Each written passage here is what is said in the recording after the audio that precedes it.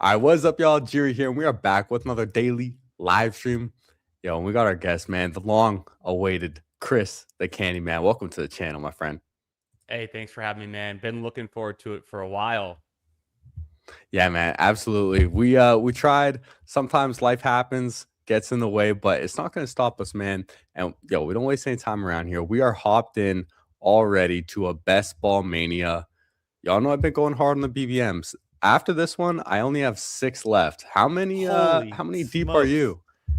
I have like 81 left. Damn.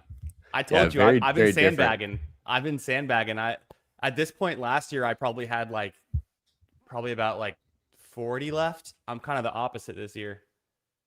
Yeah, I've been going hard and early. And man, before we even like start drafting everything, first of all, we're at pick 10 right here in a best ball mania. There's a lot different to this underdog website. Like just the line for these to fill is blue. The colors seem a little different. We got the logo is different. And then in here, when we were waiting, it's just it feels weird, man. The new owners. How do you feel about it? Yeah, it changes. The changes are coming, and I don't know if you saw. I tweeted something out about it like a couple days ago, or maybe it was just yesterday. But uh, they threw the sunglasses on the dog logo. You saw that, right? The new underdog Yeah. logo. And every time you look at it from your phone, it takes like an extra second because they do like a little animated intro now. Oh Um, gosh. we can pull up the tweet maybe after these next two picks. I'll show it to you, but it's kind of hard to describe. You'll get it though. It's you'll instantly get it. Yeah, Jonathan Taylor falls all the way to 10. Wow. Smash. I What do was you hoping think, you would say that. JT? Of course, of course. I've got like probably I think 16% JT. I feel like I don't have enough. Like I think I fell into maybe some of the indies gonna regress and JT Fudd early, but it's also Jonathan Taylor, man. He was one of my highest convicted players last year. I had an absolute bag of him. And Yeah, yeah, I definitely want some more shares certifiably this year as good, well. good running back. And I mean, if you like pulled NFL running backs, who's the best running back in the league? He'd get a bunch of votes. So like, I'm not gonna worry about too much. They were looking like the number one seed in the AFC for a minute until the season just tanked for them. This is an interesting spot. How you been playing this? Yeah, Kenneth Walker seems like a pretty easy pick here for me. I'm pretty high on him. Yeah, let's throw in Ken Walker. I'm cool with that. Any of these running backs I like. It's just a question there. It's like, do you want to get any Bowers exposure with JT teams or anything like that? You might not have a bunch of. You said you have like 6 more BBMs to go.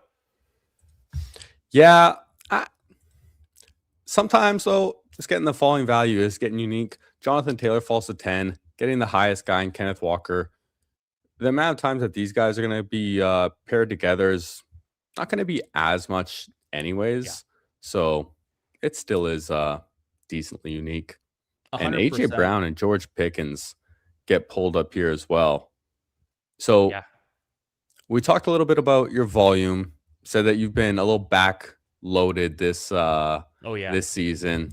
What do you got in store for the rest of the offseason? Yeah, Hartman and I are going to jump into an FFPC Big Gorilla. It's like a high stakes managed league. That's weeks 1 through 14. You get out of your pod. It's tight end premium PPR, and then there's a sprint for the playoff weeks. Weeks 15 through 17 is a sprint format. And last year, Hartman and I drafted it together for the first time. We co-managed it. We drafted it in June. We went 0 RB. We had Scadaboo. We had CD Lamb. We had Brock Bowers. Actually, no, we didn't have CD. I think we had AJ Brown. But anyways, we had a bunch of hurt players, and we took Scadaboo, who was like a 0 RB smash until he got injured. So we got really unlucky, and our waiver tactic was pretty bad. Like we just kept overspending on players like Ollie Gordon, who never did anything, and then by the end of the season, we were just like not a contender to get out of our pod. So we're looking to avenge that, learn from those mistakes. So we're drafting our first Big Gorilla on stream this Saturday night. And then, yeah, I've got just a bunch of other redraft stuff coming up. I have my home league draft coming up after it's a week from like right now. I'll be going out to our Airbnb with my high school buddies So I'm looking forward to that. And then just a few other redraft stuff. But yeah, I'm definitely back weighted this year on best ball. That's awesome. That's awesome. Yeah, definitely have Appreciate it. questions about the redraft stuff and FFPC. We are one pick away right here. Kyron Brees Hall at the top of the queue if you want to just smash running backs. Brees Hall's been falling quite a bit. Igbuka scares me a lot with this toe thing right now. T. Yeah, I'm Higgins, not psyched Waddle, on that. Wilson, Tet. What do I you think what direction you want to go? there's like four good running backs left. Do you think you want to take your favorite receiver here? Would it be T. Higgins or I think it is T. Higgins. yeah, I think so too. And I kind of get in this spot where it's whatever. I think we'd go T. Higgins first. Feel like he's the stud, great offense, Joe Burrow connection.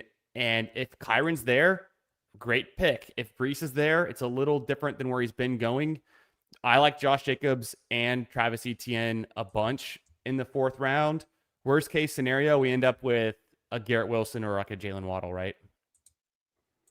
Yeah, there's a lot of options you could go. I'm also Loveland. a big Love it. Loveland guy myself. Yeah. And who knows where you can take Jameson Williams now with this Laporta potential hip injury. Sounds like he could be back for the regular season. It's nothing.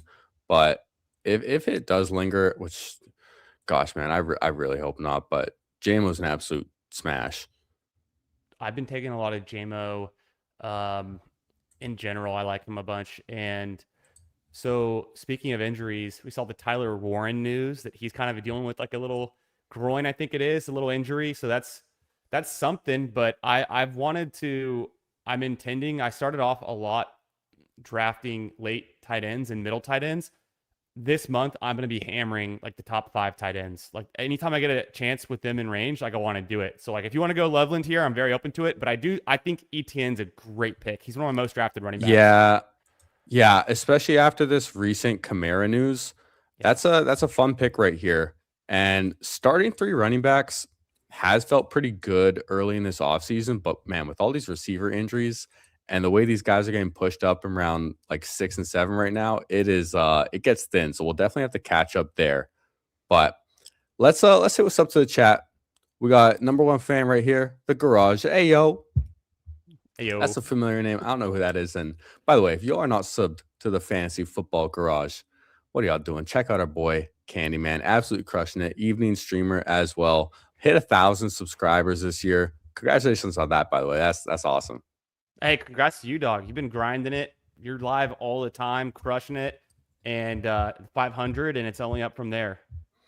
Appreciate it, man. And Danimal, how we doing? We got Bayou Bengal. Pause. But yo, I saw your little video about Nez sniping you this morning. I was in the live stream, saw the little clip you put together as well. If y'all have not seen that on Bayou Bengals channel, it's real funny. Put out like a little 5-minute edited clip about Nez just sniping the guys he wanted in his draft this morning, and it's pretty funny, man. What's up, Andrew? How we doing? Phenomenal team. We always land the plane. Avi, been thinking, what if you got smashed the next time you draft? Oh, wait. Oh, okay. Sorry. I was gonna need to say a big pause right there. By smashed, you meant hammered. He means okay. hammered. Yeah, maybe use a different word next time.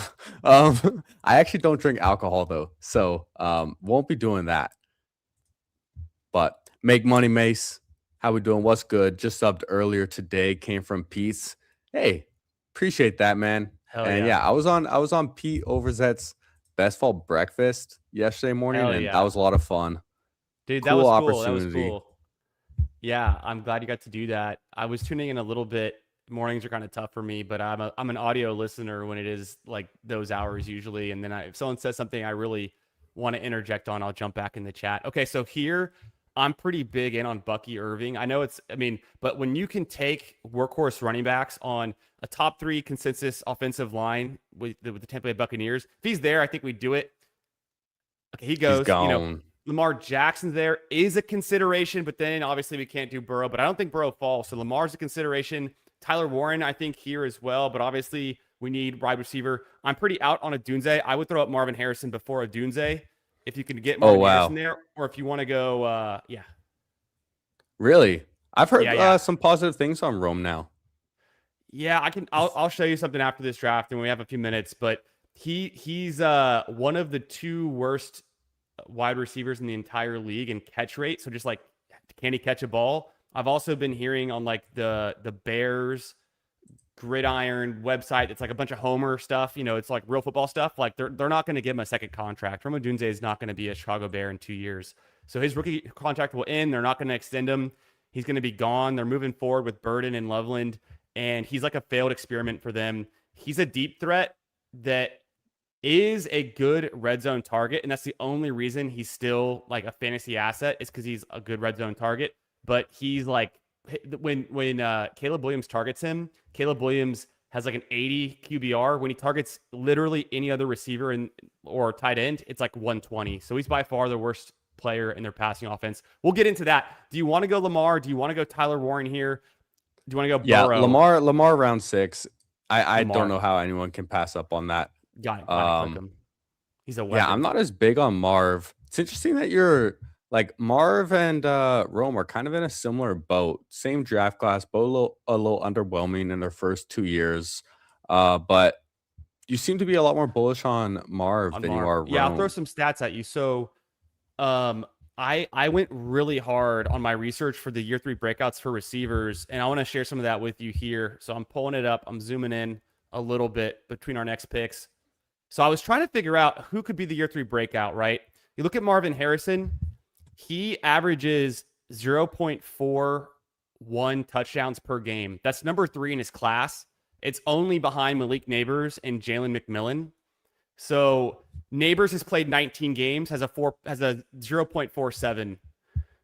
Marvin Harrison's played 29 games, so 10 more games, has a 0.4. Marvin Harrison has 12 touchdowns over the last 2 years. That's only second in his class to Ladd McConkey. But Ladd McConkey's also played 3 more games and is average just slightly fewer, on a per game basis.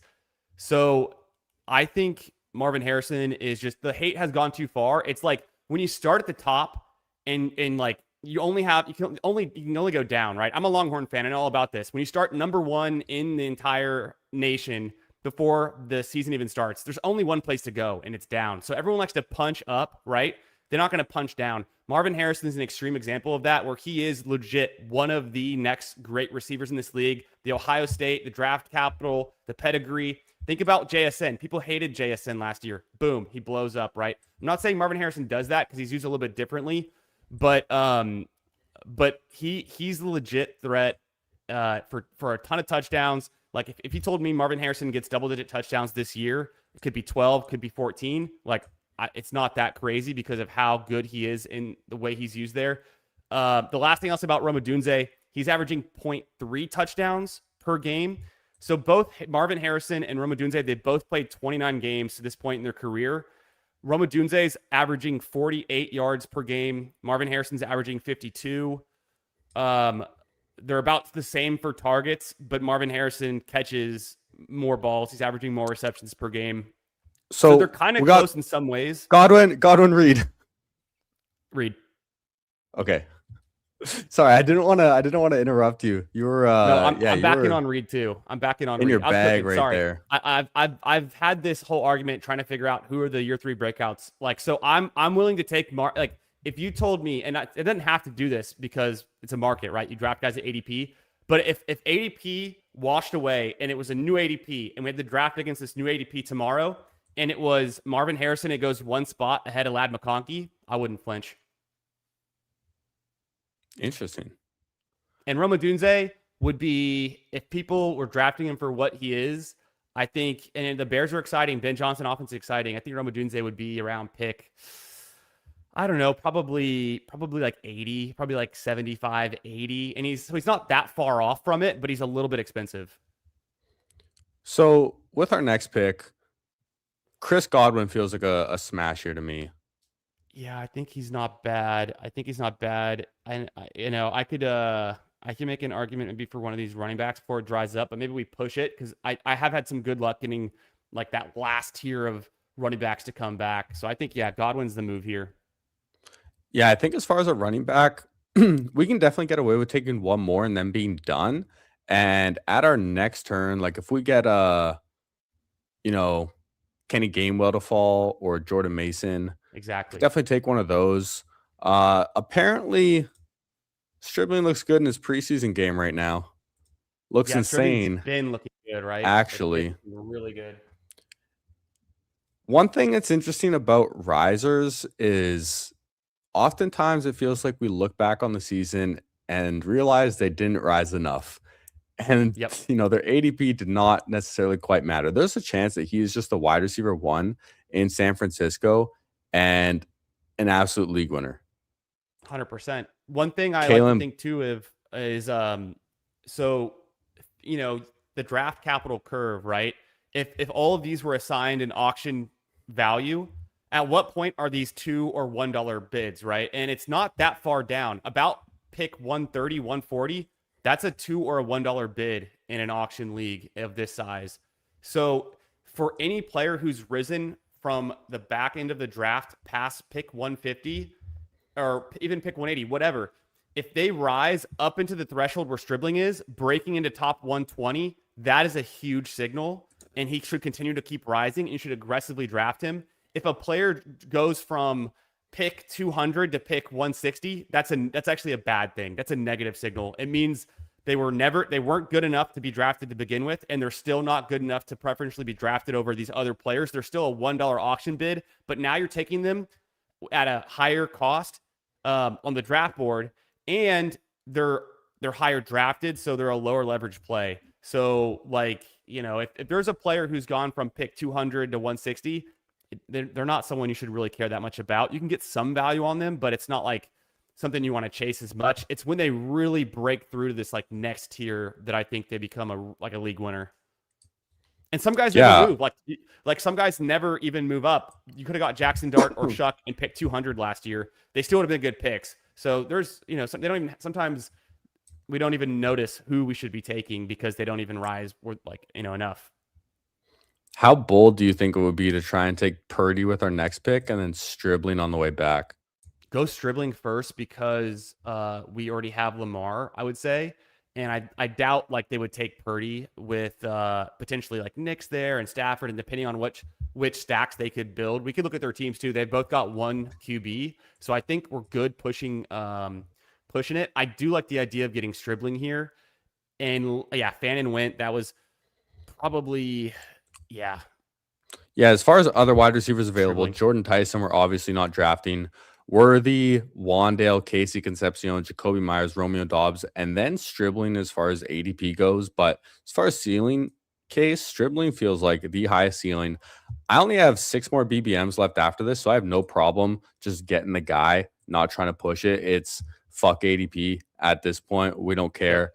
We're packing our bags. We're hitting the strip club, and we're getting more than our 8%.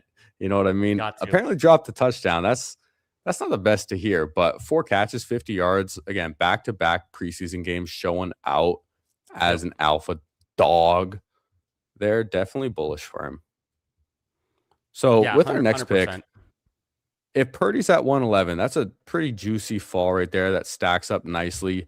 Kenny Gainwell, Kyle Monangai are here as running backs if you wanted to take our 4th and be done. Sure. So the way I'm looking at this, if Purdy's there, got to do it because it's what you can get now that you can't get later. If we got Gainwell, that's nice. He honestly may hit our lineup 2 or 3 times over these other 3 running backs because they're so good.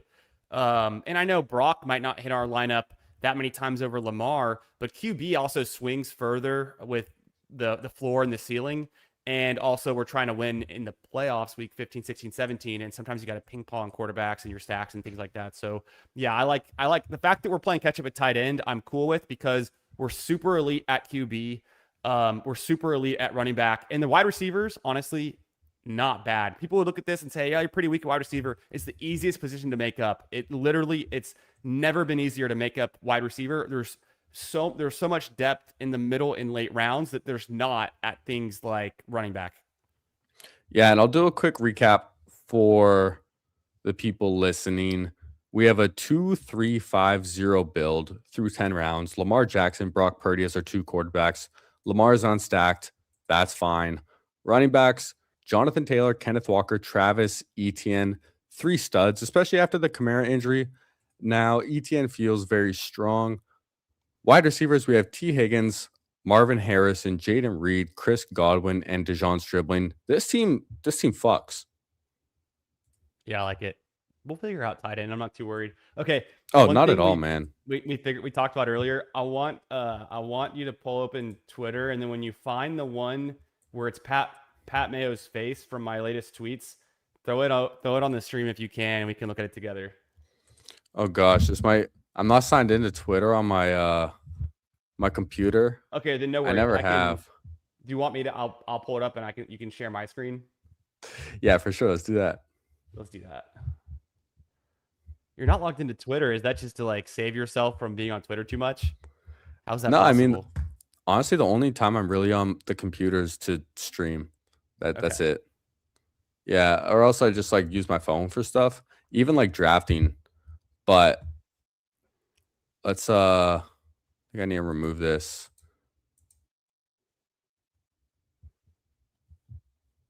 This is in There you reference go. to the new underdog logo. So then I went back and screen grabbed Pat Mayo saying, I also hate sunglasses on screen. I hate it so much from the original episode where he was the tout judge. That's And funny. tweeted underdog. I feel like it was a good little tongue in cheek there. I like it. Now, we're 3 picks away. I think we're definitely done at quarterback. Kincaid is still here. That's a great pick. I'm pretty out on Andrews, I will say. Yeah, it sounds bad. At least we have him with Lamar, but still it sounds bad. I would think, who are the running backs? Yeah, I'm cool with Shaheed if you want. I'm cool with should we do Goddard? Because no one else has tight end after us. I do like Goddard. Are you interested in him or Juwan? Yeah, I'm cool with Goddard. Yeah. I like Goddard quite a bit, and I put Juwan in the Q too because I don't mind reaching for him either. Yeah, I like Shaheed, him. I put up there because wide receivers do thin out a little bit, and I love Rashid Shaheed, but there's also a big group of receivers at the next turn, including maybe like Jacoby Lane. If we We want got to to just get say him. FADP, Yeah, let's get yeah. it with Lamar. So we don't need Shaheed. I actually wouldn't mind just taking Juwan with I Goddard like right that. here, getting 2 stud tight ends. And if worse comes to worse, we can be done at 2 and feel fine about it. I like the way you're thinking. I like Juwan Johnson here, especially with the news around Jordan Tyson. So that's wheels up for Oh, Juwan. let me float something out to you right now as far as the third tight end. Have you heard of Matt Hibner? Yeah. I've seen Hibner. I've seen his name. I haven't dug too deep into it, but if we're fading Mark Andrews and you go around 18 Hibner, it's not crazy. I think it might be a pretty fun third tight end to think about on this team with Lamar Jackson too. Yeah. I don't know much about him. I haven't like dug into him, but I've seen the name come up, and it sounds like people are pretty out on Mark Andrews. So Yeah, he had a pretty big like first preseason game. Will be interesting to see if he can back that up. Not that preseason is everything, but right. we definitely know there's room for 2 tight ends in the Baltimore offense, even if it's a different coaching staff. We're talking about Mark Andrews here. Kind of, I think everyone agrees he's a little past his prime. I'm not big on him either. Was pretty surprised when he got extended. Mm-hmm. Yeah, and then Likely is out of there, so he looks like okay. There's some tailwinds to draft him. So I was drafting a little bit of Andrews a couple months ago, but now it's like he's not really a click I get excited about. I wouldn't wait to draft him as like my first tight end. If he's your second tight end or third, it's like okay, depends on the team. But he goes in a price range where he's not even like a good pick as a second or third tight end usually. So I think he should be going probably a full 2 rounds later than where he goes right now. His name value is so strong. He's never going to fall that much. Yeah, I think like more so in the 150s, kind of like that Hunter Henry range feels a little more Yeah, what's the appropriate. difference? Hunter Henry, Juwan Seriously. Johnson, Dalton Schultz. What's the Juwan difference? Johnson's got a lot more upside. That's the difference. Yeah. And he's really athletic. Dalton Schultz here pulled up to 144 with Jacoby Lane too. So there goes that dream. But Schultz, I drafted Schultz. So last night, Rambus and I went live, and we had 3 teams, all from the 12 spot. Three back to back to back, 3 straight teams from the 12 spot. I think we took Schultz in either 2 or 3 of them, and it was right on the news of the Higgins ACL. So like, I've been drafting Schultz at ADP. I'll still draft him at ADP. He should be rising for sure. And yeah, Jacoby Lane going there is a huge bummer. I thought we might have to take him over Juwan Johnson, but at the end of the day, I think it's fine. Yeah, it's not the biggest deal. Although the buzz on him It's just is good. getting louder and louder. Now we're 2 picks away right here. I queued up Bigsby and Spears Nice. for a 4th running back if you're interested at all. Yeah, I'd prefer Bigsby by a lot. Me too. Spears is fine, and I love then Bigsby here. yeah, let's do it. And then let's talk Only about our other next thing, pick. Can I beg for something right now? what you got?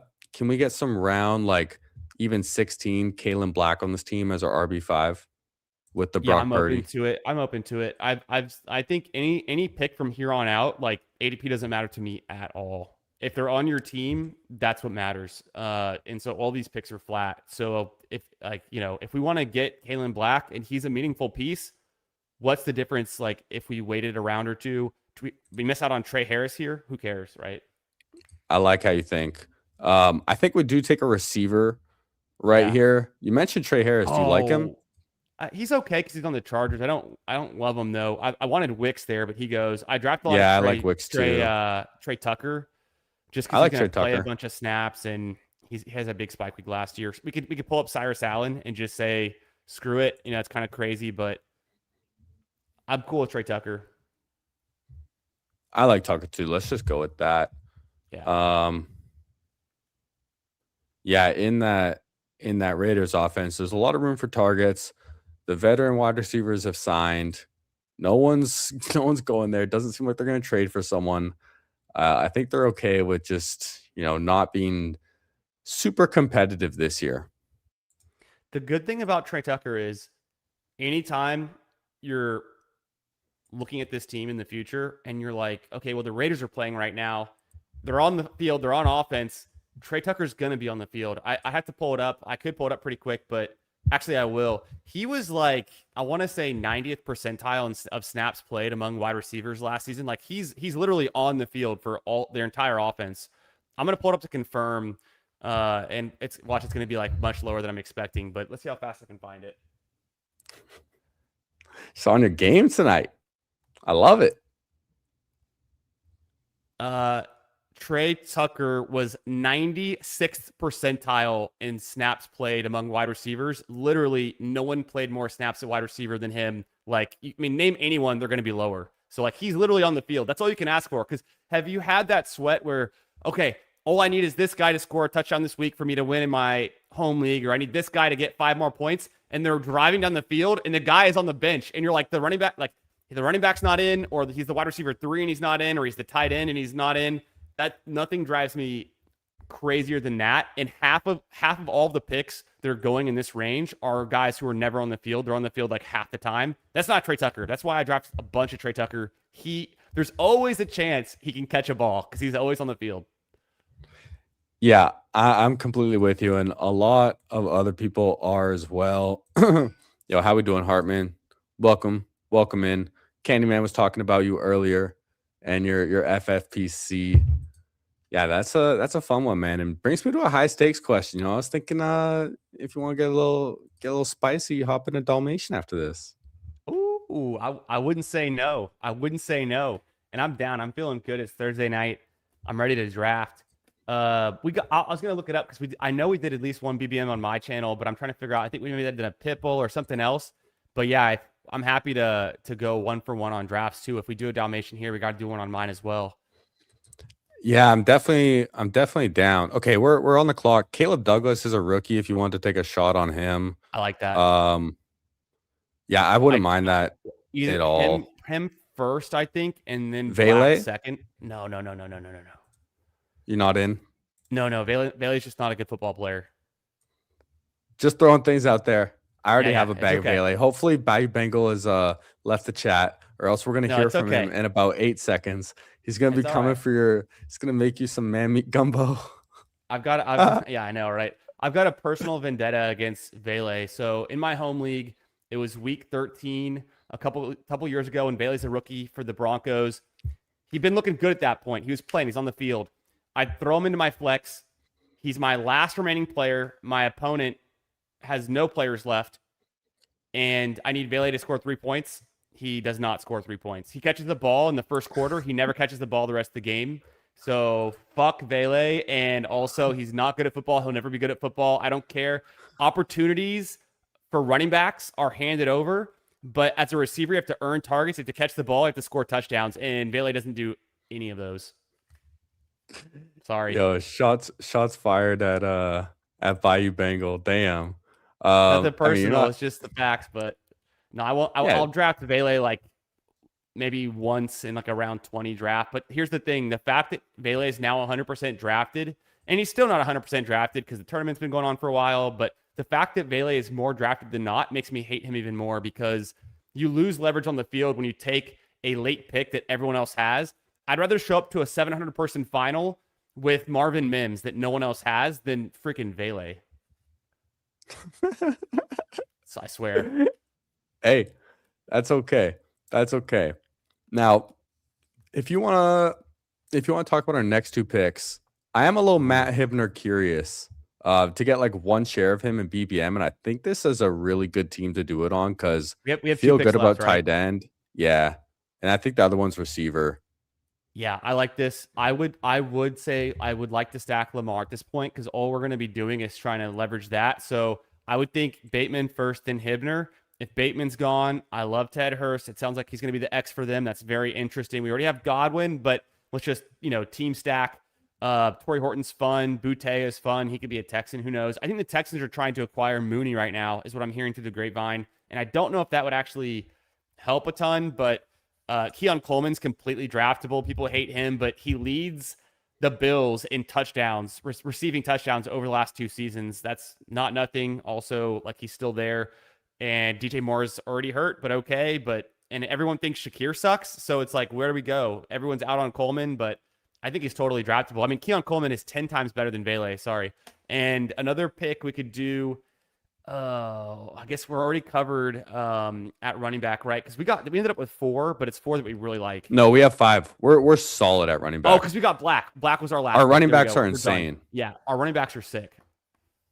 Plus, Bigsby and Kalen Black are my 2 highest drafted running backs. I have about 22% of both of them because they're cheap enough where if they're zeros, your team is still well alive. It's not going to kill your team whatsoever. But if they hit, they're league winners. 100%. I think Tank Bigsby's probably the most intriguing handcuff for 2026, especially in managed leagues. I would take him probably like 2 or 3 rounds earlier in a managed league. Yeah, so we missed out on Bateman by a couple picks. Okay. That's unfortunate. I think we definitely take a receiver first. I'm not worried about Matt Hibner going. Dude, they're listening. Bateman and Coleman both go. I like Horton. I like Butte. I think both of those are fine picks. Yeah, I'm a booty slappy. I love slapping booty. Well, also, it just gives us a piece of Josh McDaniels' offense, Drake May.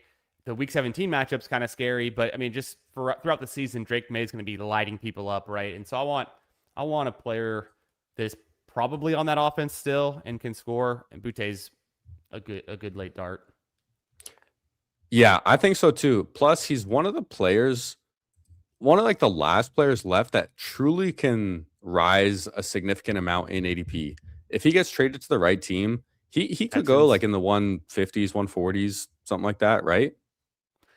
Yeah, and I think there is something there. I think more than anything, he's an NFL veteran who's proven that he can play and can have a few good games. So there's something to say about that because a lot of these picks here, yeah, Hibner, let's do it.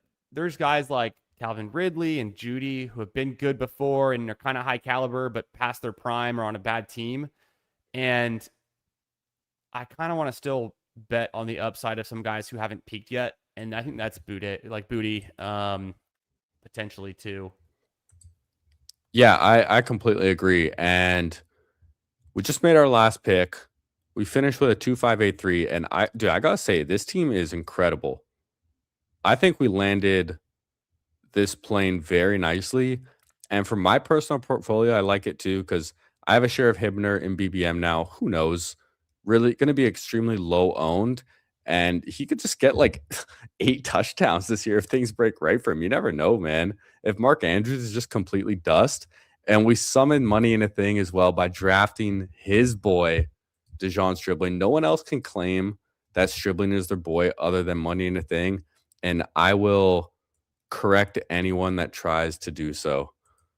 Um, but yeah, That's we all got it a takes. couple of Yeah. really fun risers like Caleb Y- Douglas, DeJon Stribling on this team. Kalen Black, my guy, who's finally getting some recognition. Curious to see his stats in the preseason game. He has 8 for 33. It's fine. Not bad. It's Yeah, it's fine. fine. He seems like he's for sure the backup there, which is nice. So I think as soon as I heard that locked in, you got to aggressively go after him. Yeah, I've just been like crossing my fingers and toes, IKB, like this just feels like the backup and trusting that. I still have like a few shares of Jordan Mason. I would say like 3% maybe, but Kalen Black's my highest drafted at 22, maybe 23 now. Yeah. And I maybe have like 6 Christian McCaffrey. I'm not full fading him either. Okay. Okay. Yeah, I don't think I've drafted Jordan James unless someone made me do it as a guest.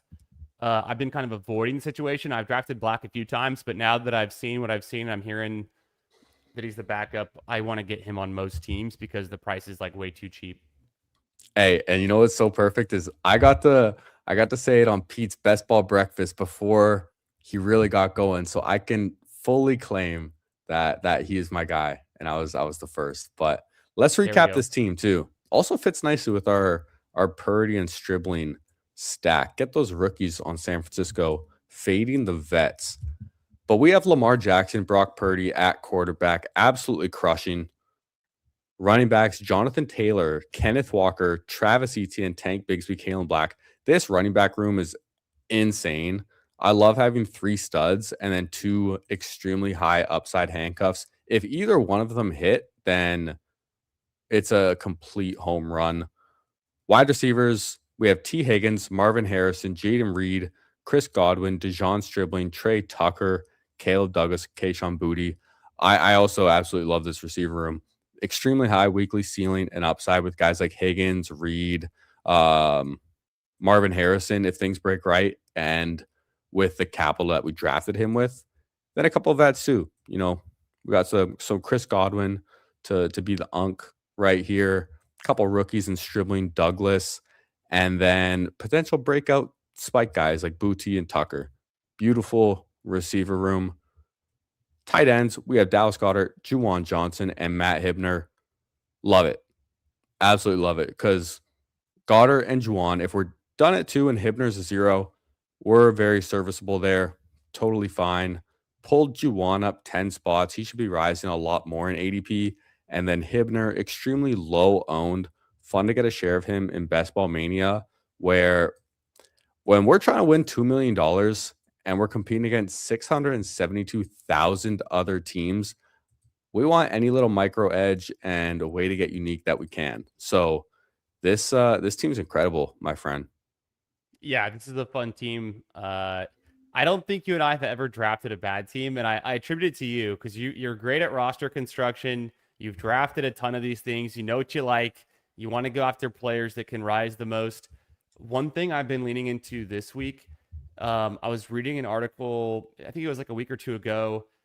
It's a leg up article. It's about Apex players, and kind of the short version is there are only 3 QBs that are going to end up mattering in fantasy this year. There's about 6 running backs that will matter.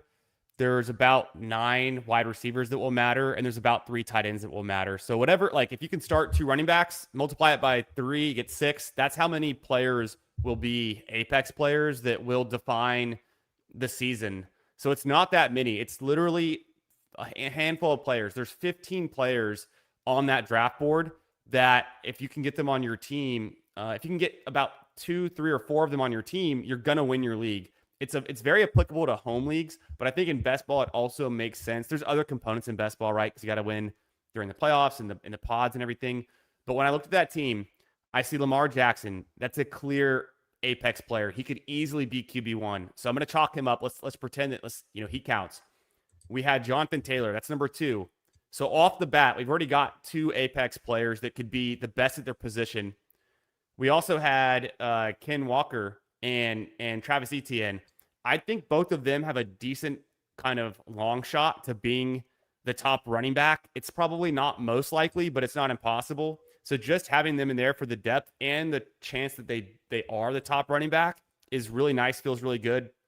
When it comes to receiver, this is where last year people who drafted JSN in round 3 or 4, they ended up getting a complete apex year out of him, and it smashes. So can T. Higgins do that? Can Marvin Harrison do that? I wouldn't say it's impossible, but obviously it's more of a long shot. I don't think we have a tight end necessarily, even though Goddard was really good last year, had a career year in touchdowns. I wouldn't think that we have like a great shot at having the tight end you needed on the season. But already, I mean, between Lamar and JT, the combined effectiveness of Ken Walker and Etienne, and then the combined effectiveness of our top 2 guys, which was T. Higgins and Marv. Out of those 4, maybe we get 1 more apex. So now we're at like 3. And then we took rookies that have a ton of upside. So we took Stribling, that literally could be a league winner. And we also took Douglas, who's kind of fun. We had Hibner, which is going to be super low owned, is stacked with our team. And then Kalen Black is going to be also a player that could, have that ascension as a rookie if anything were to happen to CMC. So putting it all together, I think we've easily got 2 apex players that are like league winners. And we've got another tier of 4 guys who could potentially, one of them could emerge. And then we have another tier of all these rookies where one of them could emerge. So like, that's why that team looks so good. It's like, we can all see it. We all know it when you look at that team, but the article I was reading on Leg Up, it kind of describes it in that way. So now when I'm drafting, I'm looking to do that. And it's kind of making me make different decisions about, like, why would we take Lamar there? We could have pushed QB. No, I want Lamar because I just want to have a better shot at having, like, we already had JT. I was like, if we got JT and Lamar, we're really closing the gap on what you need to win this 2 out of 12 just to get out of this pod. Yeah, I'm very happy with that. And I entered us into a $101 Dalmatian. It's a 4 out of 12 round 1, 1 out of 5, 1 out of 8, 23 seat final for $30K up top. We filled this pretty quick. Got some friends and family in here. The accountant is right next to us. Dr. Evil on the other side. Big Shot Chris at the 1, and we get pick 9. So let's see what the accountant does and make our pick when we're on the clock. And we just drafted out of the 10 spot, so we've got a pretty good feel for this. But 9's a little different because CMC falls all the way. It's kind of tough to pass up on. Let's do it. I don't hate taking James Cook over him, but I'm fine with CMC at 9.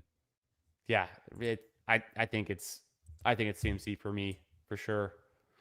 Yeah, let's do it. You don't love the tightness given his injury history. You don't love tightness, but you can't.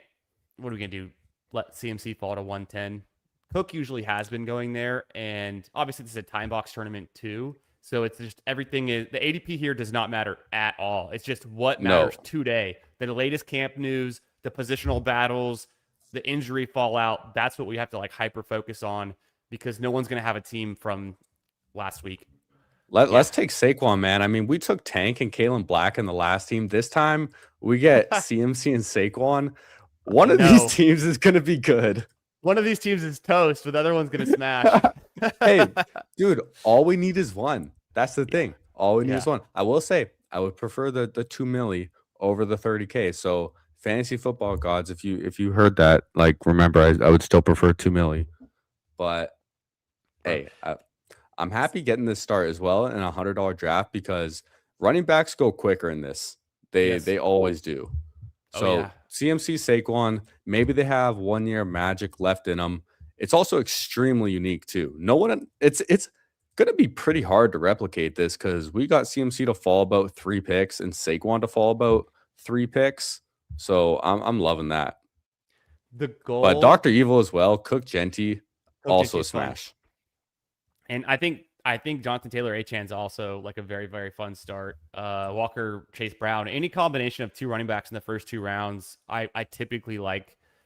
Um, so if we were in the 8 spot, it would have been maybe a little harder to get Barkley. And if we were in the a different spot up in the board, like 6, it'd be even harder to get that running back in the second round. That's once those running backs are all gone, and potentially when it's either Derrick Henry or Hampton left, I already start to consider AJ Brown and Drake London. I'm pretty high on Drake London, but I've gotten him so many times in the third round, I can't believe it. Yeah, I'm a little weary about Drake London. Because the I just don't QB, know how good. Yeah, I don't know how good the offense is really going to be. I don't know how much I trust it. I like Kyle Pitts a lot more at price. I know they're sure. different positions. And obviously Drake London, one of the best receivers in the league, but it's tough. It kind of gives me a little bit of like Nico Collins, Brian Thomas Jr. vibes from last year, a little bit. Just like one of these receivers going kind of in this range that I don't know. They give me some pause. I usually take Pickens above him. I like Pickens a lot too. I'll draft a bunch of Pickens. Pickens, you can't argue, right? The situation's so good with Dak Prescott and beyond the Cowboys. Oof. Oh, I would have loved Zay. I know. This is a tough spot. It's I'm down to hammer running back and Brees Hall if you want, or we could just take T Higgins again, or like Jalen Waddle, get our first receiver. I'm cool with Higgins again. I'm cool with Higgins again. We had good luck pushing and getting our RB3. It looks like was Etienne still there? I mean, Jeremiah Love's still there.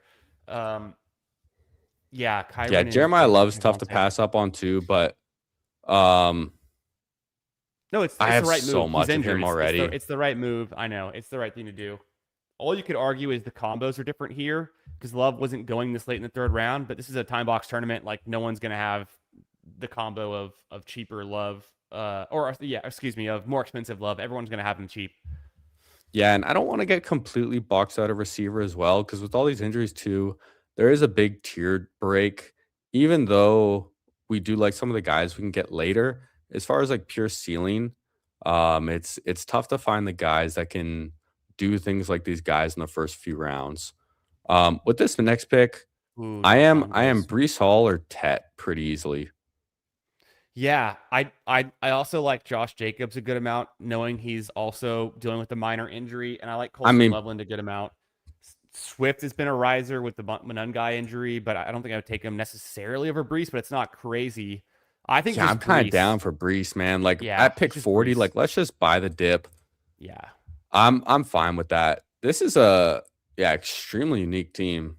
And I'm not overweight on Brees, so I don't mind getting him in $100 league as well. And in the fourth round, it feels like a good bet to make. Sounds like he should be ready for week 1, so I don't think there's too Right. much to worry about. I'm Yeah, not too definitely off worried. to a great start. And The man, thing if that y'all could do scares us a me. favor, Oh, go go ahead. down, hit that like button for us. Subscribe if you're new, man. We're streaming every single day. We just hit 500 subscribers. Did our 10-hour live stream like 5 days ago, but man, we're at 581 right now, baby. We're almost at 600. Maybe we can get Let's 100 subs in a week go. would be Let's pretty go. nuts. Maybe we can, man. Got a little nice little boost during the long stream, and then the P overs that gave me a nice little bump as well. So yeah, grateful for that. But What are your plans for in season? I don't have too many plans. Gonna be taking a pretty big step back and not do any like very structured content or like anything too big or serious, not make any redraft stuff or anything. I'll probably go live maybe like once or twice a week. Just yeah, tap in, talk to the people, give some updates on our teams, show some eliminator teams, look at some Mhm. BBMDB stuff, just kind of like some portfolio review and management type stuff. And then maybe just talk about like the games and, potential things I might be looking for or like, or tickets I might have. We'll see. But I have like a lot of traveling I'm going to be doing in November. I'll be gone for 5 weeks. And Oh, so when like that's a September long way hits, away. That's a long way away. Yeah. yeah, when September hits though, like I'm gonna be full focused on like that and like figuring everything out, what I'm gonna do and Where are you all going? that. I'm going to Asia, man. First time outside North Whoa, America. I'm going to Japan, Taiwan, and Thailand from sick. November 1st to December 3rd. Oh, that's incredible. Dude, Yeah, I'm I've jealous. never been outside North America. Um, I've never been on a trip for longer than a week, so I'm excited just to Hell dive yeah. all the way in and see what the world has to offer. Dude, that sounds awesome. I'm excited to hear about your travels when you get back. That's gonna be, dude. I mean, you can plan out a bunch, but I'm sure when you get there, Oh it's yeah, gonna you'll have so much to do. And I think being there for a month is also pretty cool. can we Ooh, P can we wash, please P take wash. Parker? Oh, Yeah, thank yeah, you. yeah, yeah. Of Oh course. gosh, yeah. I'm so glad I didn't have to argue with you about that. No, part of me kind of does wish that. Well, I still would have wanted to go P wash there, but um, I don't know. No, I don't know. I don't know who I would have the pick swap would have been if we didn't take Brees, because also Brees is like a super good value there. So back to my point about Brees. My only problem with Brees is that every time I've ever drafted him, he always burns me because he doesn't score touchdowns. The yardage is Mm. great. The team sucks. There's no touchdowns. Can he get touchdowns? I'm sure. It's not like he's bad. He's like a really good running back, but I'm sick of him having 70 all-purpose yards, 3 catches, and no touchdown. And he's like, okay, he's not even 11 points scored this week, right? Do you want to just take Joe Burrow and be boring, or we We can take Tyler could. Warren? I don't like Carnell Tate at this price. I'll be honest. Yeah, I think this is a good spot to go with Joe Burrow or Warren, but how do we want to play it? Warren's kind of looking like a smash too. I think Burrow probably. Yeah, let's just go Burrow. I don't think we're going to be upset about it. These $100 rooms are weird. Sometimes people get really thirsty for their quarterbacks. Sometimes quarterbacks just fall crazy and people don't take them unless they're stacked. It'll be Yeah, interesting to see the way this one goes. Allen went at 38, Lamar went at 51, Daniels 61. So pulled up a this little is bit good. for the most part. Um, Warren sounds like it's a nothing burger as far as his injury goes. Hope They so. said like he should be back at practice next week. If it was like a just indie thing, they would have him like working on the side and stuff like that. So not to worry about the Tyler Warren, which is definitely great, man. We'll take any positive injury news we can get at this point because it has been so damn bad. And Dr. Evil, you should have known better drafting next to me that you were not getting Parker Washington. As long as Nice. JMO's off the board, you're not getting P Wash. That's my hard line. I will not Okay. take Parker Washington over JMO. Yeah, I think that's totally fair. I've maybe taken him over Devonte Adams. Yeah, But that's also it's like I go back and forth a lot. that one though, you can use the age excuse. You can say, okay, Right. maybe Adams is falling off. Maybe he doesn't last the whole season. He's a descending player. Parker Washington's ascending, but JMO's he's a stud entering his prime and just gets better and better and better. No And man, doubt. I Look at before Chris in the this, one spot. Chris goes May Hurts. He's starting a QB kind of run, which is good because it's going to dry up and everyone else is going to be like, if you don't have a QB already, now you're feeling more pressure. yeah, I'm with you, and I really like that from him too, especially with just how dry that range is. Like, why not just get two really good quarterbacks that have different bye weeks and be done? Like, that's a really sharp thing to do. No wonder he I has a don't mind it. diamond badge. Yeah, yeah. Chris is one of like the biggest grinders. He's in every draft Yeah, I don't know how many times I've been in the same draft with him, man. It's all the insane. time. Um, so we Let's need some receivers see. pretty desperately. Yeah, yeah, yeah, yeah. There are some I like, but we have a lot of people in this room, so let's keep that to ourselves for now. I'm Godwin here. I'm cool with Godwin here. I wouldn't put up a fight to take him, like or anyone else over him here. I don't think there's a better fit for this team necessarily either from any of the other positions. So yeah, I'm very open to it. Yeah, Godwin. He's one of my higher drafted receivers. And I was kind of surprised when I looked at my exposure and I had like 20 something percent in BBM. I think like Hmm. 21%. Hmm. But man, if he smashes, like he's a super high ceiling, literally a wide receiver one ceiling, like in his on his resume. Right. And I don't think he's gonna reset ceiling again. but first time he's Right. healthy in 2 years since that, and Igbuka banged up toe injury, don't know if that's gonna linger, not Sure. great. So, Godwin just My big trusted. hit, like devil's advocate against Godwin. He's no longer playing with Liam Cohen, and he's getting. I don't like to play the age card, but like he's not a spring chicken, right? So the injury risk is just to me with the older players a little bit more. And then he's never been a big touchdown guy. He's more of a PPR scam. Yeah, So we're here it's back up like on the clock. I like We could Michael take Wilson a anyone. bunch.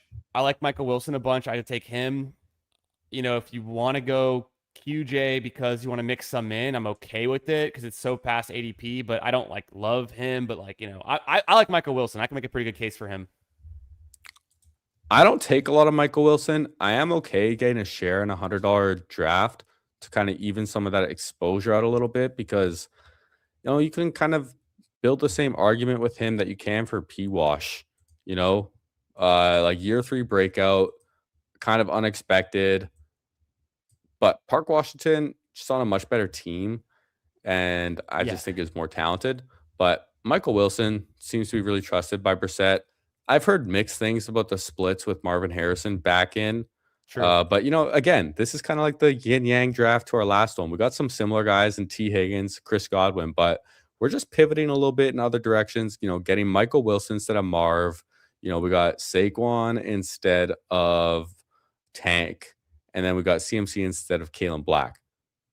So Yeah, I like kind the of like it, balance of man. it. It's fun. And we go like you said that we go the Burrow with T versus the Mar with T. It's the opposite side of that week 17. Exactly. That's another one too. Little yin yang draft. I like it. And definitely feels good to catch up a receiver. I don't like to get boxed out. So a lot of I think we're directions in we a can good go with our spot. next pick as well. Yeah, here we are again, kind of pushing tight end. Hopefully one I'm could totally fall to fine us, with it but too.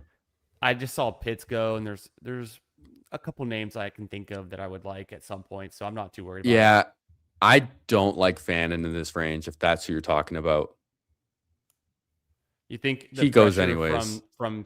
pressure from KC and Boston is gonna make last season hard to repeat, or is it the QB sucking? It's kind of just like bad offense. Yeah, That's the most thing. And then more competition, unpredictable quarterbacks who don't really know what to expect. Was kind of like banged up early in the offseason. I don't think that's gonna linger or anything, but just gives me a little more pause when drafting him. yeah, that Um, makes sense to me. I think there's definitely one player I would push for with the next pick. I think I know who it is. Also, Trevor Lawrence already went, so I I was gonna think take Purdy. yeah, Purdy would have been incredible. We Uh, could. I don't hate just taking Strib again, to be completely honest, or our fourth running back in Mason or Chuba if you like one of them. Do you want to do Mason or Strib? Strib. I want Strib. Strib. Strib. Strib. Strib. Strib. Yeah, yeah, yeah. When you say it It's out also loud, just get the more exciting one, man. Let's get let's get Strib. more excited, and also it helps the wide receiver room a little bit where we're doing that Yeah. same thing where it's like we don't have to have the best wide receivers in the NFL. We need a room that is good enough to compete. Our running back room is going to dominate. So like it doesn't matter that we don't have like we're gonna be a back half wide receiver talent, but we can still produce like a middle of the road wide receiver group as a whole. And our running back is going to just blow everyone out of the water. So we're not going to need to have, JSN from last year. No, we definitely don't. And oh yeah, he goes. Yeah, I would Mahomes will actually be just take smart. Baker right here and be done at 2. Be happy about it. Unless you want to take Manungai, I'm fine with that as well. No, I don't want to chase Munan guy. I think, yeah, I think I'm cool with Hunt, going yeah, Baker $100 there. draft. I lean just towards the safety getting Baker because I'm pretty high on Baker too, especially revenge season Baker, chip on his shoulder. We know how he plays with that, fighting for his contract. I don't mind Baker there whatsoever, and I don't think It's a he's going to fine. fall It's a fine back. price. Yeah, no, it's a in a totally room fine like this price. either. No, he wouldn't. He wouldn't come back around. I like this. I like that move. You know, Mahomes would have been with sweet. of course, and they're not that different. They're kind of in a similar tier, right? It would have been sweet to get either Purdy or Mahomes. I think Could Baker's great. We already argue, had the stack set up. We can still backstack him. yeah, and maybe Strip came back to us if we got Purdy. Based on how we're talking, though, I wouldn't put my money on that. So I'm fine with it. We got Purdy in our last draft as well. So again, just two different quarterbacks. This time we got Baker stacked up with Chris Godwin, which So I'm quite a big fan of. with Monungai, especially here where this is a time box and no one has him more expensive. Everyone's going to have him this cheap. To me, he's like a pretty bad pick because we're chasing what happened last year, which was he was an extremely undervalued piece that had a good role, but he's not a pass catcher. Um, does he even repeat what he did last year? And he's already injured, and now we're paying a 10th round or a ninth round price for him. So to me, I don't think I've drafted Mungai more than like 3 or 4 times in like the last 2 months, like very recently, and that was before the injury. So now I guess I'm just kind of out on him, and I've been a pretty big in on Swift. I usually play the Bears through Burden, Loveland, and Swift. Yeah, I'm much lower on Mananga as well. Um, let's just take a little look at the players available and kind of think in our head who we might be targeting. I think there's definitely one player that stands out to me. Trying to see if I can read your mind, but I think I see a few wide receivers that I don't mind on this team. Uh, and what about the guys who are at the turn between us? They're kind of wide receiver hungry. No one has a tight end. I A I lot of really those guys like are missing. Dobbs at this Yeah, price. yeah. I think Dobbs is fine. I'm not worried about Dobbs. I think we can get wide receiver 6, or would you rather go? Yeah, let's just do it. I think because these Yeah, guys are going to I take I some tight ends, but I think we so. should still Plus, get I one. always kind of There goes just err on Kelsey. the side of caution as far as receivers goes later in the draft in these expensive high stakes leagues because these guys are all sharp, they're tapped in, and it's get your guys season. They get their guys, so we can't always rely on like hoping to get sneaky and getting all the guys that we did, even in our last draft, for example. Yeah. So Dobbs at 129 as our wide receiver 6 when T. Higgins is our 1 feels fantastic. And I think we go with our first tight end right here. Me I'm still these too. top 2 guys that we took in the last draft. Yeah, I like that. My only question would be, uh, no, I think we do go Goddard. My only question Yeah, would I be, love Goddard here. is there a receiver we might want to get that we didn't get last time? No, no, let's go Goddard. Let's just kind of pray a little Yeah, bit. there's a lot of receivers at the next turn still where tight ends start to get a little thin, Yep. especially with even guys like Schultz getting pulled up. So Goddard here Yeah, feels Goddard's great. good. Let's do a little recap. Very similar structure to our last draft, but honestly, like, why bother changing it? Don't don't fix what ain't broke, you know? If it ain't broke, don't fix it. That's the term I was looking for. But we have a 2-3-6-1 team. Joe Burrow, Baker Mayfield at quarterback, running backs, Christian McCaffrey, Saquon Barkley, Brees Hall, just 3 alpha stud RB1s for the team. Wide receivers, T. Higgins, Parker Washington, Chris Godwin, Michael Wilson, DeJon Stribling, and Romeo Dobbs. I think Dobbs helps this team a lot. Really happy we got him. And then Dallas Goedert as our first tight end. I think he's really undervalued this year too. So I have no problem with him being number 1. 100%. I mean, so And yeah, it is get your guy season. my thesis on Goddard originally was just, I mean, he's coming off a great year, and then the trade rumors for AJ Brown would have been good, and then they actually drafted Stowers, but he's kind of a nothing burger. So now I've like come back to full circle where, yeah, just Goddard could be at worst, I think, the number 3 kind of piece in the passing offense. Um, maybe 4 if Wicks is pretty solid and Lemon is pretty solid, but he's definitely the top tight end. And I know it's a low volume passing offense, but the touchdowns last year were kind of nice. We're chasing him a little bit, but he's actually cheaper this year than he was last year. So go figure. Will Eagles opposing defenses or Goddard catch more passes this year? That's funny. The Jalen Okay, Hurts we're 2 shade. picks away. Did the guy go? And I chatted you in the Yeah, I private. saw he went. He went. Um, do you want to just play it safe and get our Dalton Schultz or something, or a T Ferg? I'd probably Unless there's a receiver that you really like. no. We already have Wicks, 6. So Schultz, T Ferg. yeah, one of them. One of them. All right, Yep, we ended up getting Ferguson. T Ferg. Hey, Yeah, that's totally fine. I don't.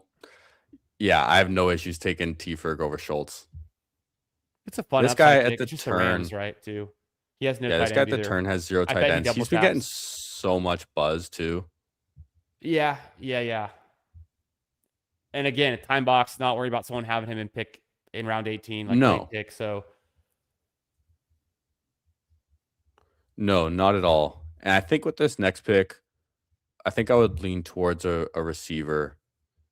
we And could. We're still at 3 running backs. It just depends if there's any running backs we really like that we'd want to take ahead of others, or do we just keep pushing it? I'm open to both ideas because I don't think there's a running back in this range that I'm going to get excited about.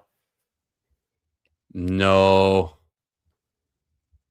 no, I don't think there's any running back really worth taking. Like Tracy's falling, Charbonnet's hurt, Kamara's hurt, Jaden Blue's getting fud. He's falling. Dylan Sampson's on the Browns, Pacheco's hurt, Big Mike at 160 feels insane. So I don't Keenan mind Keenan Allen's Allen here if we here. want something It's safe. yeah, Wicks. I like Wicks. I think I'm open to that. I'm open to That's Allen. 3 Eagles is the only thing. Go Keenan Allen. But or Cyrus Allen. I think I got Keenan last second. It's cool. You're right. 3 Eagles is kind of a bit much because yeah, we did have Goddard. Wicks looks like it could be kind of fun though for some spikes. And so obviously a better in best ball pick. Keenan Allen there, I don't mind that at all. With what was I gonna say? The only question with going receiver there is how many receivers do we take on this team? Because we only have the ability to take like probably one more. Unless we're going to go hyper fragile and end up with 4 running backs, which we totally could. I don't think we have any bye week issues right now, do we? No, we're good. Yeah, I think we can get 2 more. It's just like running backs at this point. 1 or 2 more. They're kind of all the same. We're just taking similar bets anyways. And so when we take Keenan, we're very comfortable stopping at 8, plus getting a vet here. We don't really have many on our team. Like we have Higgins, we have Godwin. Everyone else is kind of like, ascending, gives us some stability. It's also a 4 out of 12 advance, 1 out of 5, 1 out of 8, 23 seat final. So don't need absolute nuts, which I mean, maybe you make an argument that 3 Eagles is okay in that sense then, because it's tough. Yeah, it's not as it's tough. And we top already have heavy, Saquon, but right? that's the thing. It's like it's just tough to think of like a single week ceiling, even 2 of those guys being super fantasy relevant. Right. When you don't have Hurts as well. Yeah, even then he's not going to have a game where he like throws 4 touchdowns and 400 yards to support all the pieces. He might have, 3 passing touchdowns and 150 yards or something, but more likely he just either Saquon gets the rushing touchdowns or Hurts does, and everyone else is getting something but not mega smashing, which has kind of kept me a little bit off Devonta Smith where he goes because he's kind of expensive because the volume's just not going to be there from a Yeah, we're on the clock again. I mean, Tracy's still here at 177. I really don't hate it at this price. Well, is Mike Washington gone? Yeah. Any tight ends we like? Gadsden, Sadiq. I'm just gonna cue Tracy so we don't get Higgins. Yeah, I'm fine with that. It's not terrible. It's not terrible. No, we kind of ran out of time a little bit there, but it's a running back, and honestly, he still just could be the 2. Also has outs getting traded. Who knows? Yeah, and, let's look at on spots running backs, receivers, tight ends. I think we push receiver to our last pick, unless you want to take Ted Hurst now and just say get our guy. I'm pretty open to Or we can that. take. I don't like. Is Gadsden dead? I don't know. Yeah, dead. Brian Robinson, honestly, is probably just the best pick. He's not bad. It's just a question of how good are the Falcons, right? Or we could Um, do something so disgusting and take Najee Harris as no, well. because if we didn't take Tracy, maybe, but now he can't. I don't hate Black late. Again, even though we have CMC, but Brian Robinson, I think. Who was the first one we said? Was it a wide receiver? Oh, Hurst. You want to do Hurst or you want to push him? Can I get it? Can I get it? Can I get it? Where is he? We can push him. Oh, he Go got B. taken. Oh, that makes sense. Okay. Yeah, So yeah, we respect. we ended up getting Brian Robinson, which yeah, 184. I think that's a great pick. It's fine. Yeah, there's a whole thesis. So Kevin Stefanski, even with peak Nick Chubb, only gave Nick Chubb like 55% of the snaps, and Kareem Hunt was playing the rest essentially. And so Bijan, for how good he is, he was RB 34 last season in 3rd and 1 and 4th-and-1 conversions and short yardage, which is hard to believe, but I think it's because people anticipated it and the play calling was really bad. So it's not like all Bijan plus the offensive line. They're probably showing their hand a little bit, but they bring in Brian Robinson, who actually is kind of a short yardage specialist. And if he vultures 4 touchdowns, 5 touchdowns, it wouldn't be that crazy to think. And so I think he has standalone value. He's not like a pure handcuff, but everyone's drafting him like he's literally just a pure handcuff. What if Bijan goes down? I think he can just hit your lineup with like 30 yards and a touchdown, hit your flex, get a low double digit score, maybe 10, 11 points. You don't really need that much in this range. If you can get that at the right time, and then you have contingent value, like he's a pretty decent pick. Yeah, I think so too. I was buying him around like pick 170 for the same reasons, thinking it's a great Yeah. pick. He's just fallen more and more. So I'm gonna, excuse me, keep taking him at those prices. Kind of surprised Jaden Higgins still in this player pool. So with our next pick, I think we both agree we need one tight end, one receiver. I think we grab our tight end first. Fryermuth or Helm feel like a big drop off to me, and I like Fryermuth more. Yeah. We have Burrow, right, on this one. Yeah, Any interest in Gesicki or no? no, not at all. I'm cool with Fryermuth then. I probably drafted Eric All more than Mike Gesicki. Really? Maybe around the I same feel like amount. people are Like so out on Gesicki. I'm just he burned me confused. last year too. It's kind of part Yeah. of the reason. I was He thinking, was, he okay, was like, injured, wasn't he? well, yeah, he got injured like later. I'm thinking like, okay, round 18, Cincinnati tight end, get touchdowns. I maybe had like 12%, something like that, and then yeah, got hurt. Pretty much did nothing all year. We got one more receiver. I'm just So I gonna have a put question some for you. names in the queue. We'll, Yep. we'll excuse him up. I think, yeah, Bateman, kind of the same list of guys. I'm trying to think. I don't know if there's any other stacks we'd want to try to do. Bring back, We got to remember what tournament we're in. I don't think it's that. it's not, but just like, Um, team stacking, in terms of like, I don't think yeah, Demario Douglas is that bad, but I don't think we have, it's a smaller tournament. We don't have to have like the nuts or like some deep guy, right? Troy Franklin, I yeah. think, is Could take actually Mooney for draftable. trade potential if you want.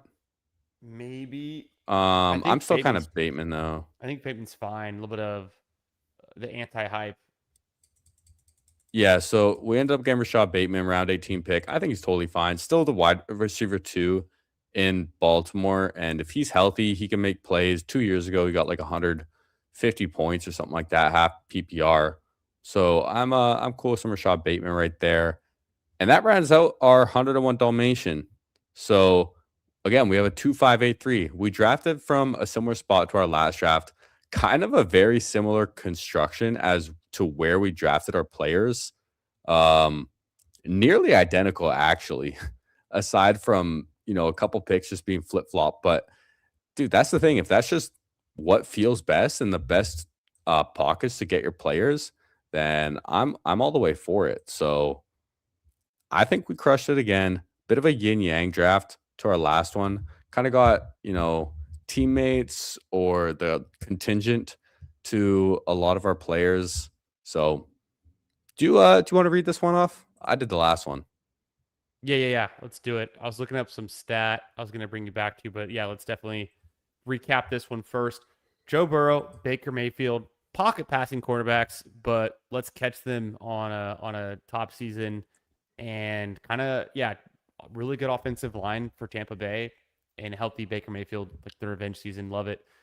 Running backs again, total smash. Just focus on the first three and McCaffrey, Barkley, Brees Hall. It's easy to see how that could win. That's like a great combo. So enough said there.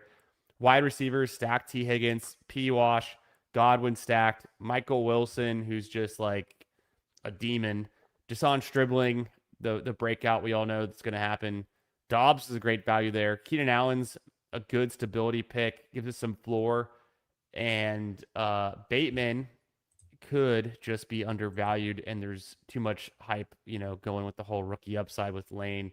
So I would have liked to got Lane, but getting Bateman there is kind of, I think, it's not bad because either way, Lamar Jackson can support a number of pieces, and we've seen whoever Lamar decides gets the touchdowns, they'll get it. Whether it was Mark Andrews a few years ago, Bateman a few years ago, maybe it comes back around. Dallas Goddard, that's our second Eagle there.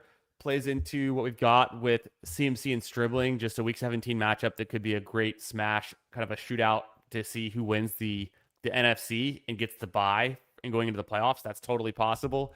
We have Terrence Ferguson, who's also a bring back on that Bucks game.